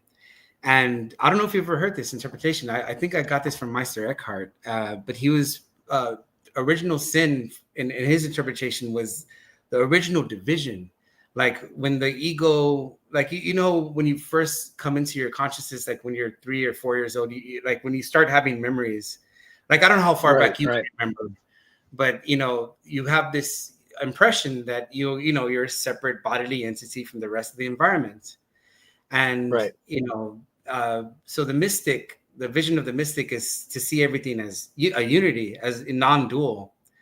And so the non-dual vision is what anchors morality for the mystic, because it's infinite love, the agape, and it's towards itself, because it's one with all things. So if you think about when you go back to original sin, the original division, if you have this illusion that you're a separate entity from the rest of the environment, then that's what gives way to sin, because now you can get a leg up on your fellow partner, you could, rape someone, murder for someone, or steal from them, because you have that you have this perception that you're separate from something else, whereas that doesn't occur with the mystic. That's why Christ can act from the position that he acted from, and so I thought that was real interesting, and I'm like, man, that seems like a good anchor for morality right there. Yeah, it is. And the basically the whole Adam and Eve thing with the what tree of knowledge or whatever the hell it was. And I don't know the story very well, but I listened to the Watts interpretation that represents when primates had evolved to the point where they could start thinking about themselves in the future, and they realized they were going to die. And that's when death was born. Animals do not have death. They do not have that. And they probably don't have the original sin. Some animals do. I'm sure that primates do, but the simpler animals basically don't have that thing where they separate, where they start to separate. So I have memories going back to about 2 years old. Like about a handful of memories from 2. But that's a neat analogy that you enter into that non-dualism, and that's original sin. Yeah. And the only way to get around that is to accept completely with that infinite gratitude, to basically give yourself over, to give up your ego, and that's what you get into. Yeah, I thought it was interesting too, and I think it's Meister Eckhart where I read that from. But I was like, wow, this really does solve it. Like, because like people will bring up that real common one, that moral dilemma of the Jews in the basement, and but I think people forget, like, okay, they say, well, if you have to lie to the Germans to save everyone else's life, or the example of the crying baby in the basement, where like they smother the baby to keep it from the Germans from recognizing everyone in the basement. And so like, but you see, like, that situation when that it would never occur if it weren't for these Germans going out and killing. Like, they're already performing the first sin right there, which kind of, is like the first domino, that if that domino wasn't there, then you wouldn't have to worry about the other dilemmas. And so like, I don't know. I think Meister Eckhart, man, I want to read more of his stuff, man. Cause like, I only know him by quotes and stuff like that. He has a lot of interesting quotes. My sponsor reads them all the time. So. Oh yeah. A sponsor. Had a truck pass by, really loud music. Let me see if I can find some. I put a link in the chat. Like, let me see. There is an episode of the Atheist Experience where the phone lines went down, and so the host was just there talking away. But it was a really interesting host. It's Mitchell Diamond. And you don't have to go to it, but he kind of references what you were talking about earlier about seeing the Edenic myth as our way into higher consciousness. He elaborates on that, but he says that he got it from Joseph Campbell. Yeah, and Watts had a lot of stuff to say about that, particularly in Beyond Theology. But basically, what the Christian mythos is actually all about. And I wonder if some of those writers in the Old Testament understood some of these things and actually did create myth to represent what's really going on. What our real dilemma is as human beings. And as human beings, we certainly do have a dilemma, because we can sit and come up with ideas like our ego and our being, and we can do it to the point where we're afraid of something that has not happened yet, obviously, because we're still alive, and we're afraid of not being alive. And it's like, that is a fucking conundrum. And my cat, I don't think, has that. My cat doesn't know that it's going to die. Do you, Thor? Thor doesn't know. Thor is sitting here. And if it could know, because like, I don't know if you've seen those videos where like they teach the gorilla about its death, and it became depressed, or if they could understand the concept, then it might, have become depressed. And there's another story too of a dolphin that I guess the owner would rape it, and it ended up committing suicide how I read that somewhere too, man. It kind of sounds absurd to say though. Yeah. Man, I can't imagine trying to have sex with a dolphin. I think that would be a hell of a. You'd have to be pretty agile. Yeah, well, Or did you say penguin or did you say dolphin? yeah, it was a dolphin. Supposedly, like Oh my! the male dolphin, all it has to do is just like lay there and stick it in because the vaginal muscles massage. You know, it does all the Okay, work. I don't even want to know. I don't want to know. Some things I just don't want to know. Yeah, Anyway. that's crazy, man. And Yeah. We're coming up on 3 hours, so yeah, I have need no a plans today, but I mean, yeah, I mean, whenever if you want to end it, you know, if you're getting, you know, I don't know if you want to take a break or anything like that. yeah, I gotta go out and look at something green. Go sit in my backyard. I've got vines draped over everything. It's just wonderful, and I just sit in this cloud of green. And I got to decide whether or not I'm going to do something tonight. It is Sunday. Yeah. Anyway. If you don't mind, some of the links I left in the private chat, if you could maybe save them on a notepad or something like that. Or you want me to put them in the description? Oh, no. Well, yeah, you can put them in the description box if you want. But yeah, just so you can maybe check them out later. Okay, I will. I will check them all out. I've got everything. I think I got a whole bunch of them here. So, including Van Halen, Panama. Yeah, Van Halen, Panama, which I also have to listen to. Okay, yeah, I need to take a break. So I need to get out of here. So let's end her. Okay. Yeah, it's cool with me, man. I appreciate you inviting me on, and hopefully, if we do get another discussion, I'd want to go into like the Adam Watts thing. I think that'd be interesting. Yeah, and I'd like you to take a look at some of your issues with atheists. So, okay. So we're gonna end. Goodbye, cruel world.